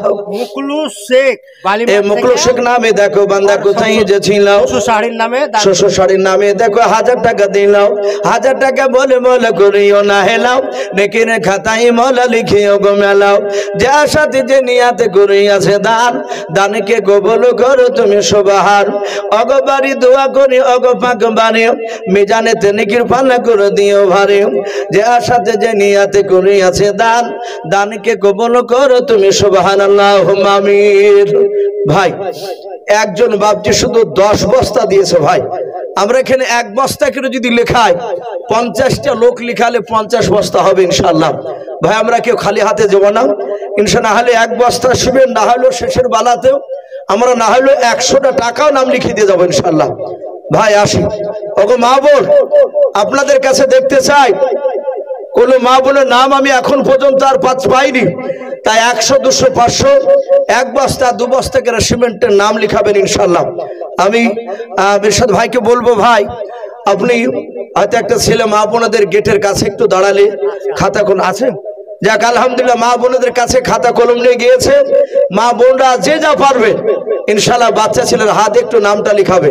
ভাই আপনাদের কাছে আর হবে না কেউ? ভাই জি, আল্লাহর ঘরকে তৈরি করার জন্য প্রায় 7টা বাজতে চললো। আমরা আসি ইনশাআল্লাহ। আপনাদেরকে বেশিক্ষণ বিরক্ত করা হবে না, যেহেতু জালসার কমিটি ভাই বলেছেন ইসু ভাই প্রথম থেকে আদায় করাবো না আমরা কাউকে, মাত্র মিনিট 20 কালেকশন করলে আলহামদুলিল্লাহ যথেষ্ট। বারবার চাইলে হয়তো মানুষ বিরক্ত হয়ে যাবে। গোলাম মন্ডল উনি 20 কেজি ধান, বলুন মারহাবা, বলেন আরে তকবীর। আল্লাহ তার 20 কেজি ধান কালা কবুল করুন। ভাই এই মসজিদে যদি 20 কেজি ধান দেয় দালাল হয়তো সবাই আসবে না যে অল্প ধান বলে। বাবজি যখন ধান লিখেছেন, যদি কেউ থাকেন কোনো বাবজি কোনো ভাই যে 20 কেজি নয় হয়তো কেউ 1 মণও দিবেন ইনশাআল্লাহ। কেউ যদি মনে করেন যে না আমি 20 কেজি দিব, এইভাবে যদি আমরা লিখাই 2-1000 লিখালে ইনশাআল্লাহ অনেক হয়ে যাবে। ভাই আসি, কেউ যদি থাকে আল্লাহর বান্দাও মাঠের না ধান ইনশাআল্লাহ মসজিদে লিখাবে। আর 1 বস্তা কেন ভাই একটু সিমেন্টের নাম লিখায়, জি 1 বস্তা করে ভাই। আর কি হবে না ভাই? এখানে কোন আল্লাহর বান্দা এই গ্রামের মানুষ কি ভাই এখানে নাই একটাও? না সব মেহমান নিয়ে সব ব্যস্ত? বাবজি আপনাদেরকে একটু দেখতে চাই। যাক ভাই ইনশাআল্লাহ আগে ভাই আপনারা একটু আগে আগে বসবেন, আর অনেক মানুষ পালিয়ে গেল। 1 বস্তা শুবেন, কি নাম? এখানে বাড়ি গোলাম মন্ডল, উনি 1 বস্তা সিমেন্টের দাতা, বলুন মারহাবা। আল্লাহ তার 1 বস্তা সিমেন্টের দান কালা কবুল করেন। আল্লাহ যারা দিচ্ছে যারা দিতে পারে নাই, তুমি সকলকে নবীর চেহারা না দেখে আমাদের মত দিও না, বলুন আল্লাহুম্মা আমিন। আসি ভাই, কি নাম? রফিউল মন্ডল, উনি বলছেন কাজ চললে 2 বস্তা সিমেন্ট দিবেন। ভাই আপনি লক্ষ্য করে ইনশাআল্লাহ দিয়ে যাবেন। রফিউল মন্ডল উনি 2 বস্তা সিমেন্টের দাতা, বলুন মারহাবা, বলেন আরে তাকবীর। আল্লাহ তার 2 বস্তা সিমেন্টের দানকে আল্লাহ কবুল করুন। আল্লাহ তুমি তার আত্মীয়স্বজন কবর আযাবকে মাফ করে দাও, বলুন আল্লাহুম্মা আমিন। ভাই একটু ঝটঝট করে আসো ভাই, আসি 1 বস্তা 2 বস্তা 500 1000 2000 যে যা পারবো ভাই একটু আল্লাহ রাস্তায় ঘরকে তৈরি করার জন্য এগিয়ে আসি। আর ভাই একটা এসি হবে না ভাই? এখানে যদি 3-4টে যদি বন্ধু থাকেন, কেউ একাই না পারলে 4 বন্ধুতে মিলে ইনশাআল্লাহ বলতে পারেন যে আমরা 4 বন্ধুতে একটা এসি দিব ইনশাআল্লাহ। 500 টাকা দিয়েছে এর আগে, আবার করিম শেখ 50 কেজি নাকি ধান, 50 কেজি ধান করিম শেখ, আল্লাহ তার দানকে কবুল করুন, বলুন আল্লাহুম্মা আমিন। ভাই এখনো 1 কুইন্টাল বুঝেনি ভাই। আসি আমরা কেউ 50 20 1 মণ ধানের হাতটা একটু আমরা বাড়ি দিই ইনশাআল্লাহ। জমিতে হয়তো ধান রয়েছে ভাই, একটু আসি আমরা আল্লাহর ঘরকে তৈরি করার জন্য আমরা একটু দিই। আর 500 1000 আমাদের দেশে ধান খুব ভালো হয়েছে মাওলানা। ভাই আসি, যেহেতু প্রায় জায়গাতেই ধানের ফসল ভালো হয়েছে ভাই, একটু আসি ভাই। কি হবে না ভাই? 1টা করে সিমেন্টের বস্তা লেখা ইনশাআল্লাহ। জি এই গ্রামে বহু মানুষ আছেন ভাই, এই মহল্লার। আমরা একটু দানের হাতটা একটু বাড়াই, মানুষ দেখো না টিকটিক পাড়ার মসজিদে এলাকার মানুষ দান করে। ভাবছি কিন্তু এই গ্রামের মানুষ আমি সেভাবে এখনো দেখতে পেলাম না। জালসার কমিটি ভাই অনেকে রয়েছেন, সেক্রেটারি, ক্যাশিয়ার। আমি আপনাদেরকে বলছি না যে আপনাদেরকে এত হাজারই লাগবে, কারণ অনেক জায়গায় জালসার কেশের বাবজি গরিব মানুষও থাকে, কিন্তু তাদের কাছে জোর করে চাইলে বাবজি হয়তো প্রেস্টিজে পড়ে যায়। আমি বলবো ভাই, যার যেরকম সামর্থ্য আছে সে অনুযায়ী একটু দানের হাতটা একটু আমরা বাড়াই, একটু আসি। রহাসেন নামে দেখো বান্দা কোথায় যে ছিল, আল্লাহ নাম শুনে দেখো 100 টাকা 10 কেজি ধান দিয়ে গেল। যার সাথে 100 টাকা 10 কেজি ধান করিয়াছে দান, দানকে কবুল করো তুমি সুবহান। ওগো ভারি দোয়া করে ওগো পাকবারি, মিজানেতে নেকির পাল্লা করে দিও ভারী। আরো দোয়া করি মোলা তাহারও জন্নতে, সুখে শান্তি রেখো তুমি দুনিয়ার বুকে, আল্লাহুম্মা আমিন। ভাই আর কি হবে না ভাই? জি একটু এগিয়ে আসে। মৌলানা, আমার বড় ভাই 500 টাকা দিয়েছে মহাসেন মন্ডল, আর আবার 1 মণ ধান দিল। মাশাআল্লাহ, মহাসেন মন্ডল এই গ্রামই বাড়ি, উনি 500 টাকা দিয়েছেন, আবার 1 মণ ধান। বলুন মারহাবা, নারে তাকবীর। তার 500 টাকা আর 1 মণ ধানকে আল্লাহ কবুল করে নিয়ে, আল্লাহ তুমি তার আত্মীয় স্বজন কবর আযাবকে মাফ করে দাও। বলুন আল্লাহুম্মা আমিন। কিছুদিন হলে মারা গেছে। হ্যাঁ, ওনার স্ত্রী ইন্তেকাল করে গিয়েছেন। দোয়া করে আল্লাহ রাব্বুল আলামিন তার দানের বদলতে তার স্ত্রীর কবর আযাবকে মাফ করুন। বলুন আল্লাহুম্মা আমিন। ভাই আসি, ভাই আসি, 100 200 500 1000 আমরা একটু ঝটঝট করে নামটা লিখা ইনশাআল্লাহ। ভাই আজকে আপনাদের কাছে মাল চেয়েছে আল্লাহ রাসূল সাল্লাল্লাহু তাআলা আলাইহি ওয়াসাল্লামের দরবারে। সাহাবারা বাপজি তারা মাল আনার জন্য ছুটেছিলেন। একজন রাসূলুল্লাহর সাহাবা, যিনার নাম বাপজি কিতাবে লিখেছে হযরতে আপনার উমাইর রাদিয়াল্লাহু তাআলা আনহু বলে নাও। তার দুখানা বাপজি একেবারে হাত কাটা ছিল। কোন এক যুদ্ধের ময়দানে যুদ্ধ করতে গিয়ে বেঈমানেরা তার হাতকে বাপজি কেটে দিয়েছিল। আল্লাহ রাসূলের সে সাহাবা উমাইর রাসূলের সব সাহাবাকে যেতে দেখলে উনিও দৌড়ালেন।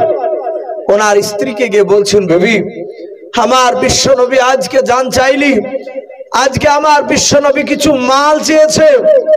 ওরে আমার বিবি দেখো ঘরে কোনো টাকা আছে কিনা। ইমাজুদ্দিন নামে দেখো ভাই আমার কোথায় যে ছিল, আল্লাহ নাম শুনে দেখো 500 টাকা দিল।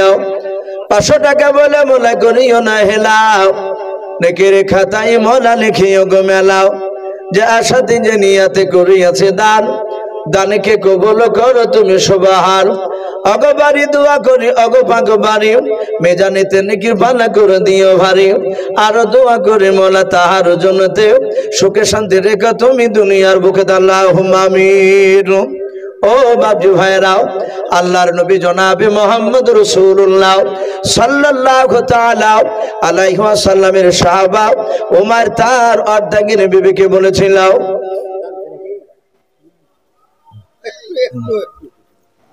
আজানটা হয়ে যায়, এখানে আজান হয়তো হবে না, এমনি নিজে নিজে নামাজ পড়ে। আজানটা মুখে দিতে হতো।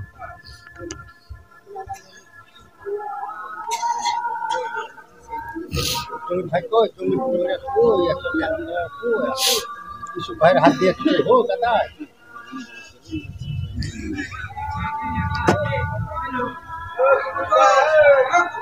আজান মানে তো লোক আর বসবে না, নামাজ হবে তো নাকি এখানে? আজানটা হচ্ছে, আজানটা হচ্ছে।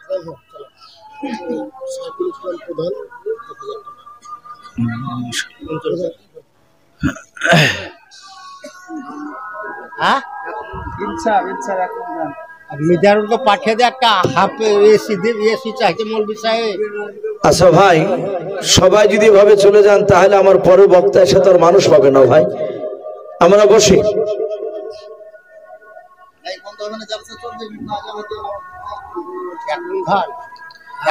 যাক ভাই, যেহেতু চারিদিকে আজান হচ্ছে ইনশাল্লাহ আমরা মনে মনে একটু উত্তর দিব আর কথাগুলো একটু শুনি। যেহেতু সব আজানের সময় একটু থামতে গেলে হয়তো মানুষ সবই চলে যাচ্ছে। এই 10,000 টাকা কে দিল? মাশাআল্লাহ, সাইফুল ইসলাম সাহেব অঞ্চল প্রধান, উনি বলছেন 10,000 টাকার দাতা। বলুন মারহাবা। আল্লাহ তার 10,000 টাকার দানকে কবুল করে নিও, তার আত্মীয় স্বজন কবর আযাবকে মাফ করুন। বলুন আল্লাহুম্মা আমিন। আল্লাহ তুমি তার হায়াতে তয়্যিবা সিহাতে কুল্লিয়া দান করো। বলুন আল্লাহুম্মা আমিন। হ্যাঁ বাবজি, 2 বস্তা সিমেন্ট। বাবজির নাম কি? সাদেক মন্ডল 2 বস্তা সিমেন্টের দাতা, বলুন মারহাবা। আল্লাহ তার 2 বস্তা সিমেন্টের দানকে সাদেক মন্ডল আল্লাহ কবুল করুন, বলুন আল্লাহুম্মা আমিন। বলেন আরে তাকবীর। আল্লাহ সকলের দানকে কবুল করুন। ভাই আমরা আসি, ভাই আমরা চলে যাব না। আমরা 10 বস্তা, 2 বস্তা, 5 বস্তা, 200, 100, 1000 যে যা পারবো ভাই আমরা আসি ইনশাআল্লাহ। আজান হচ্ছে, হয়তো মসজিদে নামাজ হবে, এখানে জালসা চলবে ইনশাআল্লাহ। আমার পরে বক্তা আসবে, ভাই আসি। আর কেউ নাই ভাই? কোন আল্লাহর বান্দা? ওগো মা বোনেরাও, আমি আপনাদেরকে এখনো দেখতে পাইনি। নাম কত আছে? সুবহানাল্লাহ।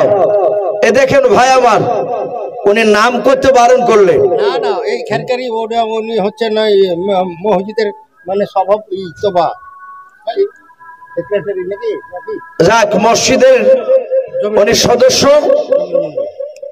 নাম করতে তো বারণ করলো। ঠিক আছে, উনি 5000 টাকার দাতা, বলুন মারহাবা। বলেন আরে তাকবীর। বেনাবিতে দেখো বান্দা কোথায় যে ছিল, শেষের বেলা এসে দেখো 5000 টাকা দিল। যার সাথে যে নিয়াতে করিয়াছে দান, দানকে কবুল করো তুমি সুবহান। অগো বাড়ি দোয়া করে, অগো পাক বাড়ি মিজানেতে নেকির পালা করে দিও ভারী। সাবির আলী নামে দেখো ভাই আমার এখানে আসিয়া 20 কেজি ধান আর 2 বস্তা দান, নাকি 2 বস্তা সিমেন্ট দান করে গেল মালা মসজিদ বানাবো বলিয়াও। যার সাথে যে নিয়াতে করিয়াছে দান, দানকে কবুল করো তুমি সুবহান। জেনারুল মন্ডল নামে দেখো বান্দা এখানে আবার যে ছিল কি না ছিল দেখো দানে বোঝা গেল। যোগ্য বাপের যোগ্য ছেলে জেনারুল মন্ডল এখানে আসিয়াও 2 বস্তা সিমেন্ট দানিল দেখো মসজিদ বানাবো বলিয়াও। যার সাথে যে নিয়াতে করিয়াছে দান, দানকে কবুল করো তুমি সুবহান। আজি শেখ নামে দেখো বান্দা কোথায় যে ছিল, আল্লাহ নাম শুনে দেখো 5 বস্তা সিমেন্ট দিয়ে গেল। যার সাথে যে নিয়াতে 5 বস্তা সিমেন্ট করিয়াছে দান, দানকে কবুল করো তুমি সুবহান। ওগো বাড়ি দোয়া করি, ওগো পাক রব্বানা জান্নাতে খেলায়ও তুমি আঙ্গুর বেদান। আল্লাহুম্মা আমিন। নারে তাকবীর। ভাই একটু ঝটঝট করে আসো ভাই। ওগো মা বোন, আপনাদের নাম এখন আমি পেতে লাগিনি, তা মা বোনদেরকে বলবো 1 বস্তা, 2 বস্তা, 100, 200 যে যা পারবে একটু দানের হাতটা একটু বাড়িয়ে দিই। আর এই মহল্লায় অনেক মানুষ আছেন, একটা এসি দেওয়ার মতো ক্ষমতা আল্লাহ অনেকে দিয়েছেন ভাই, তারা হয়তো আসছেন। আমি অনুরোধ করবো ভাই, আমাকে না দিলেও আমার পরের বক্তাকে ইনশাল্লাহ দিবেন। মসজিদে এসে ইনশাল্লাহ খুব দরকার, গরমের সময় মানুষরা অনেকে কষ্ট পায়। তাই ভাই একটু অনুরোধ করবো, আপনাদের মধ্যে থেকে যদি কেউ থাকেন কোন আল্লাহর বান্দা, তাহলে আমরা ইনশাল্লাহ একটু মসজিদের দিকে দানের হাতটা একটু বাড়িয়ে দেবো ইনশাল্লাহ। মেয়েদের প্যান্ডেল থেকে 1640 না কত দেখেছেন? মাশাআল্লাহ, মেয়েদের প্যান্ডেল থেকে 1640 টাকা, একবার খুবই কম টাকা এসেছে মা বোন। ওগো মা বোন, আমি দেখতে চাই আপনাদের কাছ থেকে 500 টাকা, 200, 100 করে অনেক মা বোনেরা আছেন ইনশাল্লাহ। আবার যদি মনে করেন যে টাকা নাই, সোনার গয়না হয়তো অনেকের আছে, 4টা 5টা হয়তো নাকের আছে, কিংবা কানের আছে, কিংবা হাতের আছে, হয়তো তার মধ্যে থেকে যদি একটা হয়তো কানের কিংবা নাকের যদি সোনার জিনিস যদি দান করতেন, মা বোনদেরকে অনুরোধ করব আল্লাহর ঘরকে তৈরি করার জন্য। মা বোনদের প্যান্ডেল থেকে 1640 টাকা এসেছে। আল্লাহ সকল মা বোনের দানকে আল্লাহ কবুল করুন, বলুন আল্লাহুম্মা আমিন। বলেন আরে তাকবীর। ভাই একটু আসি, ভাই আসি, দেরি না করে একটু ঝটঝট করে আসো ভাই। আমি বলছিলাম সেই সাহাবা উমায়ের 2খানা হাত কাটা অবস্থা বাপজি বাড়িতে গিয়েছে। ওনার বিবি গোটা ঘরটাও খোঁজাখুঁজি করে এসে বলেছিল, ওগো প্রাণের স্বামী, গোটা ঘরে দেখলাম একটা জবেরও দানা পড়ে নাই, একটা টাকাও নাই। আল্লাহ রসুলের সাহাবা উমার 2 হাত কাটা ডাক দিয়ে বলেছিল, বিবি রে, সবাই মাল নিয়ে যাবে আর আমি উমায়ের খালি হাতে যাবে, এটা হতে পারে না। হযরত উমার অর্ধাঙ্গিনী বিবি ডেকে বলেছিল, ওগো স্বামী, তুমি যে অর্থহীন এটা আল্লাহ রসুল ভালো জানেন, আমরা গরিব মানুষ এটা রসুল্লাহ জানেন। তুমি 2 হাত নাই, ভালো করে কাজ করতে পারো না, ওটাও ভালো জানেন। মুরসালিম নামে দেখো বান্দা কোথায় যে ছিল, শেষের বেলা এসে দেখো 20 কেজি ধান দিয়ে গেল। যার সাথে যে নিয়ে আসছে ধান করিয়াছে দান, দানকে কবুল করো তুমি সুবহান। ওগো বাড়ি দোয়া করি ওগো পাক রব্বানাও, জান্নাতে খেলায় তুমি আঙ্গুর বেদানাও। আরো দোয়া করি মোলা তাহার জন্যতে, সুখে শান্তি রেখো তুমি দুনিয়ার বুকে। আল্লাহুম্মা আমিন। ইয়াসতুল্লাহ সে খুব গরিব মানুষ, পড়ে আছে বিছানা শয্যায়, 1000 টাকা দিয়েছে। রিয়াজতুল্লাহ শেখ অসুস্থ মানুষ, বিছানায় পড়ে আছেন। বলেন আরে তাকবীর, উনি 1000 টাকার দাতা। বলুন মারহাবা। এই রিয়াজতুল্লাহ নামে দেখো বান্দা কোথায় যে ছিল, বাড়ি থেকে এসে দেখো 1000 টাকা দিল। যার সাথে যে নিয়াতে 1000 টাকা করিয়াছে দান, দানিকে কবুল করো তুমি সুবহান। ওগো বাড়ি দোয়া করে ওগো পাক বাড়ি, মিজানেতে নেকির ভালো করে দিও ভারী। আরো দোয়া করি মোলা তাহার জন্যতে, হায়াতে তৈয়বা সিহাতে কুনিয়া দান করো মোলা। আল্লাহুম্মা আমিন।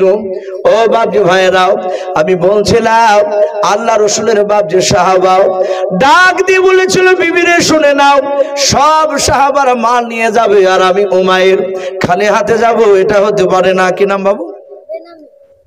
এ বেনামিতে দেখো একটা ছোট ছেলে এসে 1100 টাকা করিয়াছে দান, দানেকে কবুল করো তুমি সুবহান।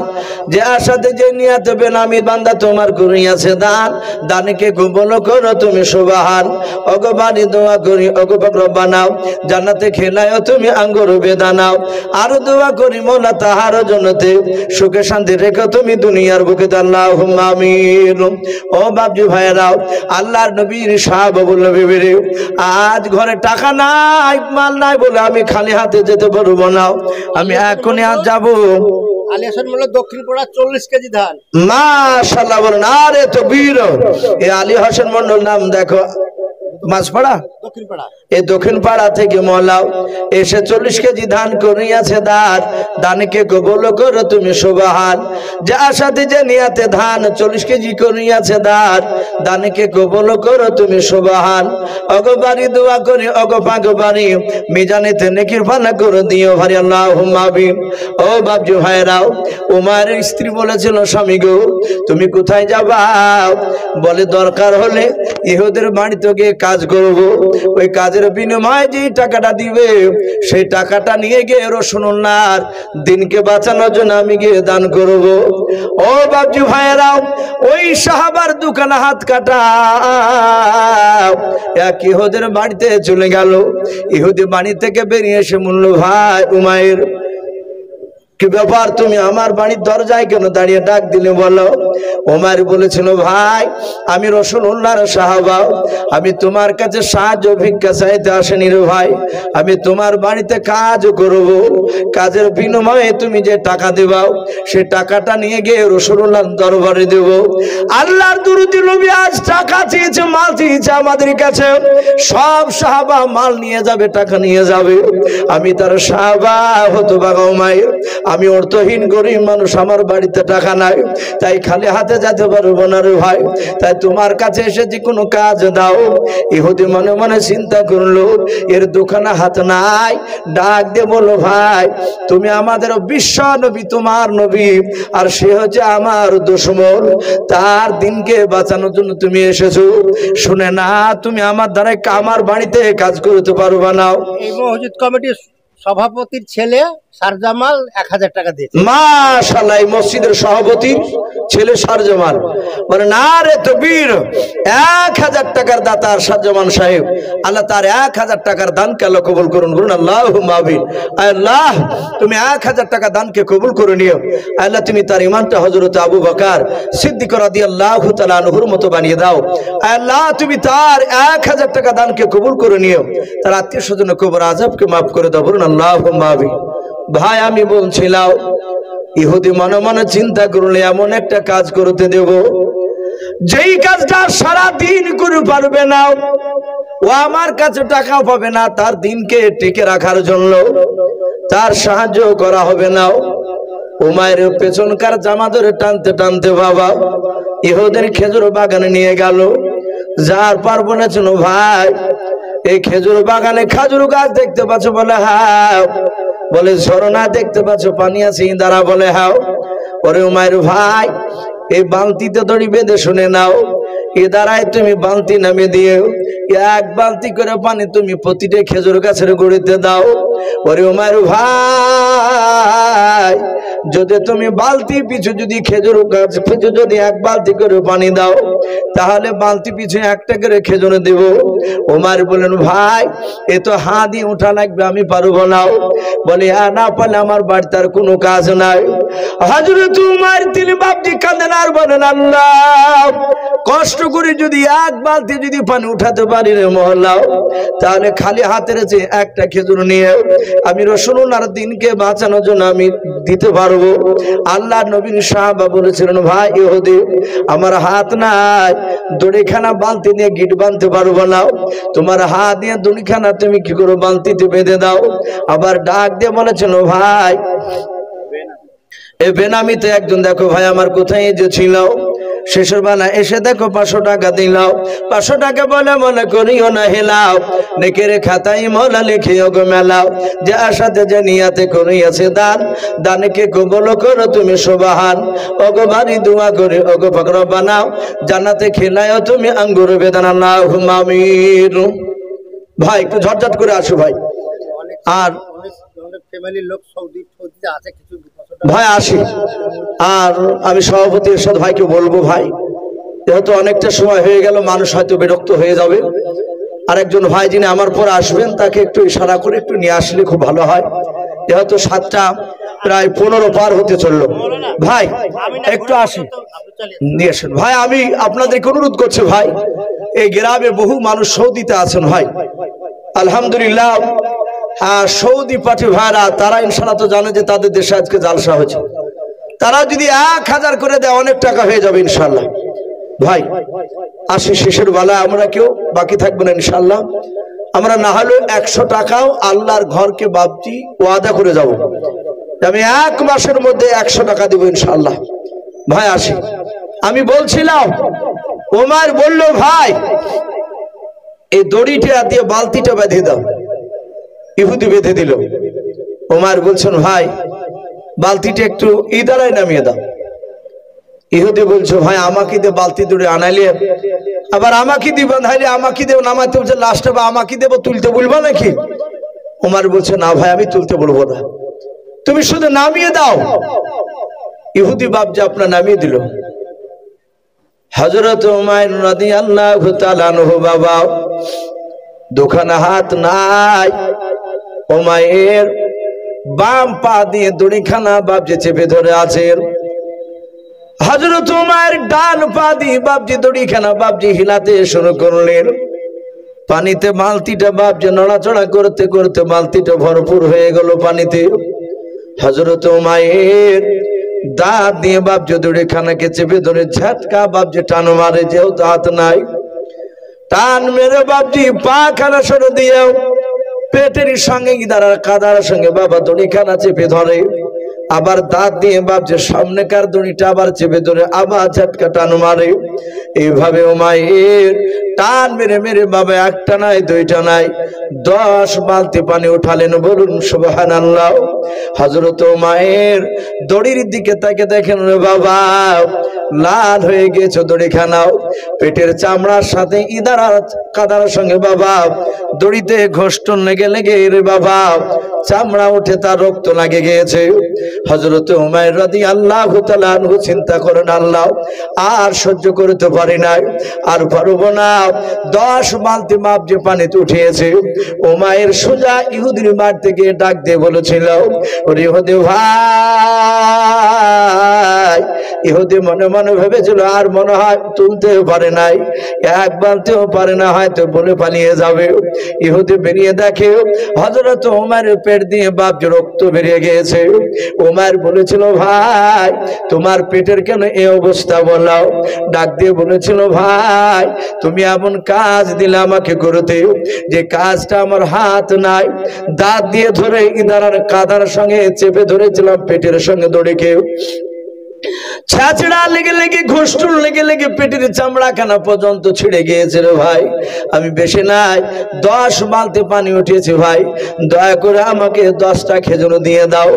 আল্লাহ রসুলের সাহাবা ওমর বাপজি দাঁড়িয়ে আছেন।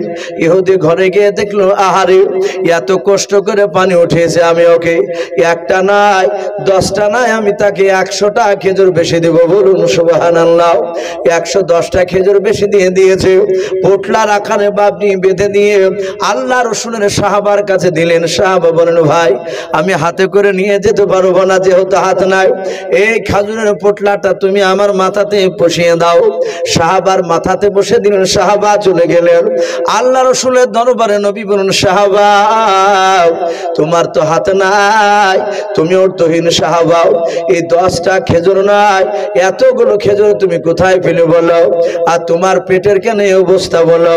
আল্লাহর নবী জনাবে মুহাম্মদ রাসূলুল্লাহ সাল্লাল্লাহু তাআলা আলাইহি ওয়াসাল্লাম যখন বললেন বাবা, সঙ্গে সঙ্গে সাহাবা কাঁদেন আর বলেন হুজুর আমি হাত নাই, আমার ঘরে কোনো ধন সম্পদ টাকা পয়সা ছিল না।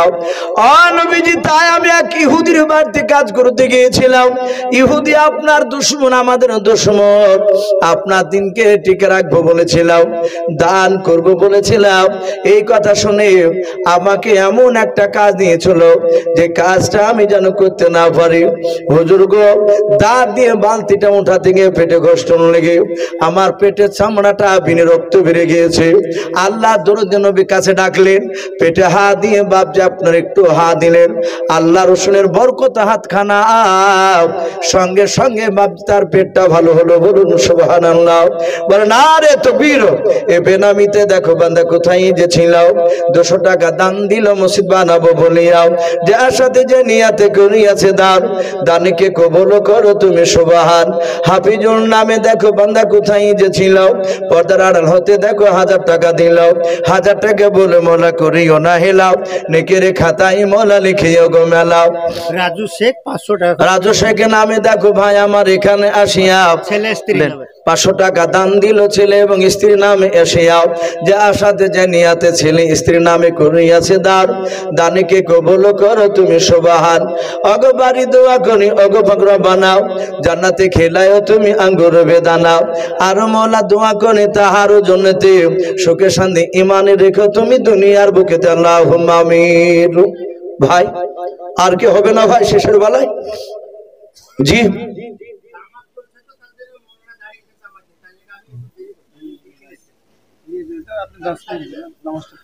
যাক ভাই আপনি পেছনে একটু দাঁড়ান, নামাজ হয়ে গেলে নিয়ে চলে আসবেন। তো ভাই বিরক্ত হবে না ইনশাআল্লাহ। আর একটু মসজিদে যেহেতু আদায় কমিটির লোক তারা এই আদায়ের উন্নতি করলি বাপজি আপনার এই মসজিদের উন্নতি করবি জালসা দিয়েছে। তো ভাই আমরা যারা বসে আছে আলহামদুলিল্লাহ বসে থাকি নিশ্চয়।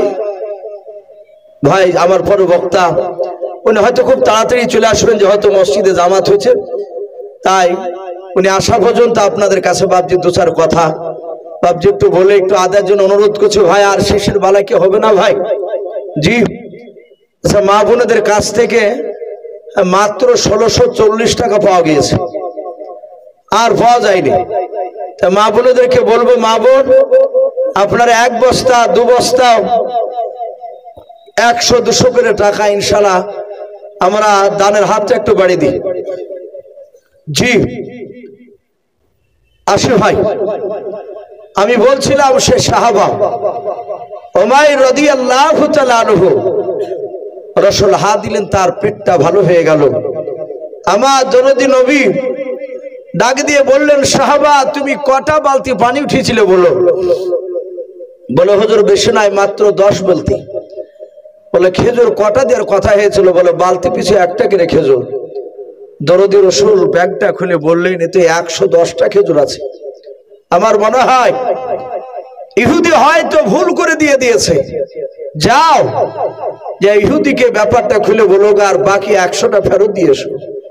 আহারে আমার বিশ্ব রসুল সাল্লাল্লাহু তাআলা আলাইহি ওয়াসাল্লাম কি না এ বেনামিতে দেখো বান্দা কোথায় যে ছিল, আল্লাহ নাম শুনে দেখো 200 টাকা দিলাও, যার সাথে যে নিয়াতে করিয়াছে দান, দানকে কবুল করো তুমি সুবহানাল্লাহুম্মা আমিন। কি নাম? মুশাররফ ভাই মারা গেছে, তার ছেলে দান করেছে। ছেলের নাম কি? নিজামুল হক। এ নিজামুল হক নামে দেখো ভাই আমার এখানে যে ছিল, আল্লাহ নাম শুনে দেখো বাপের নামে 1000 টাকা দিল। যার সাথে যে নিয়াতে বাপের নামে করিয়াছে দান, দানকে কবুল করো তুমি সুবহান। অগবাড়ি দোয়া করি অগ পাক বাড়ি, মিজানিতে নেকির পালা করে দিও হারি। আর দোয়া করি মোলা তাহার বাপের জন্যতে, আল্লাহ কবরের আযাব তুমি মাফ করো মোলা, তুমি কবরের ভিতরে আল্লাহুম্মা আমিন। ভাই আসি। কি নাম বাবু? সাইফ শেখ নামে, সাইফ শেখ নামে দেখো ছোট ছেলে এখানে আসিয়াও 200 টাকা দান দিল মসজিদ বানাবো বলিয়াও। যার সাথে যে নিয়াতে করিয়াছে দান, দানকে কবুল করো তুমি সুবহান। অগবাড়ি দোয়া করি অগ পাক রব্বানা, জান্নাতে খেলায় তুমি আঙ্গুর বেদানা, আল্লাহুম্মা আমিন। ও বাবজি ভাইরাও, আল্লাহর নবী জনাবে মুহাম্মদ রাসূলুল্লাহ সাল্লাল্লাহু তাআলা আলাইহি ওয়াসাল্লাম, নবীজির এত সুন্দর আখলাক চরিত্র ছিল। আল্লাহ কোরআন পাকে বলেছে ইন্নাকা লাআলা খুলুকিন আযীম। আল্লাহ রাব্বুল আলামিনের নবী বাবজি অতি উত্তম চরিত্রের অধিকারী ছিলেন। আল্লাহ রাসূলের কথা শুনে ওই উমাইর দুখানা হাত কাটা ইহুদির বাড়িতে গিয়ে ডাক দিলাও। ইহুদি বললেন, ভাই কি ব্যাপার, তুমি আমার কেন আমার বাড়িতে এসে ডাক দিয়েছো বললো। ইহুদি যখন ওই কথা বললো, আল্লাহ নবীর সাহাবা উমার বলেছিল, ভাই মনে হয় তুমি ভুল করে আমার কাছে খেজুর বেশি দিয়ে দিয়েছো। এই ভাই আমার বিশ্ব রাসূল খেজুর গুলো গণনা করে আমাকে জিজ্ঞাসা করলেন, আমি বললাম 10টা খেজুরের মালিক আমি, কিন্তু তুমি ব্যাগের ভিতরে 100টা খেজুর কেন বেশি দিয়েছো। ভাই তোমার কাছে 100টা খেজুর নিব না, আমার রাসূল বারণ করেছে, ওই শিক্ষা দেয় না। ইহুদি খেজুরের ব্যাগটা নিল বাবা, বেরার করলো না। আল্লাহ রাসূলের সাহাবার শুধু আখলাক চরিত্র নবীর মুখ থেকে শুনলেন, নবীর চরিত্রখানা সাহাবার মুখ থেকে শোনার পর ইহুদি বলল, ভাই আর খেজুর নিব না, চলো আমাকে নিয়ে চলো। নবীর দরবারে গিয়ে ওই ইহুদি পর্যন্ত ঈমান এনেছিল। বলুন সুবহানাল্লাহ। ভাই আজকে জান নয়, আজ কিছু মাল আমাদের ধন সম্পদ থেকে বাপজি আল্লাহর ঘরকে তৈরি করার জন্য আপনাদের কাছে বাপজি 10,000, 5,000, 2,000, 1,000, 200, 500 করে চেয়েছি। 1 বস্তা 10 বস্তা সিমেন্টের দাতা বাপজি অনেকেই হয়েছে। তাই প্রতিটা বাপজি ভাইকে বলবো, ভাই যদি কেউ শেষের বেলায় কেউ থাকে আপনি দেবেন। আর শয়তানের বাপজি বারণ করবে, দিসি না, এখানে তোর মসজিদ না, এ দিয়ে লাভ হবে না, এগুলো শয়তানের বাপজি ও শোষা। আমরা আসি শয়তানকে বাপজি ধিক্কার জানিয়ে আল্লাহর ঘরকে তৈরি করার জন্য বাপজি দিই। নবী বলেছেন কিয়ামতের ময়দানে নয়, হযরতে বাপজি ইসরাফিল আলাইহিস সালাম যেদিন বাপজি বাঁশিতে ফু মারবেন, সেদিন গোটা পৃথিবী বাপজি আপনার ধ্বংস হয়ে যাবে। আপনার পাহাড়গুলো অতাকুনুল জিবালু কাল আইহিনিল মানফুস, পাহাড়গুলো বাপজি পেঁজা তুলের মতো উড়তে থাকবে। আসমানগুলো বাপজি একদম থাক থাক করে খসে খসে বাপজি পড়ে যাবে। সমস্ত মানুষ বাপজি আপনার আওয়াজ শুনে বাপজি তারা ভয়ে আতঙ্কিত হয়ে বলা হয়েছে যে আল্লাহ রাসূল সাল্লাল্লাহু তাআলা আলাইহি ওয়াসাল্লাম বলেছেন মানুষ সেদিন ধ্বংস হয়ে যাবে। তারপরে বাপজি আপনার বলা হয়েছে সেই দিন সব ধ্বংস হবে, শুধু বাপজি এই দুটো জিনিস বাপজি ধ্বংস হবে না। একটা হচ্ছে বাপজি আপনার মসজিদ আল্লাহর ঘর, আর দ্বিতীয় আরেকটা কিতাবে এসেছে বাপজি আল্লাহ রাসূলের ঘর মাদ্রাসা।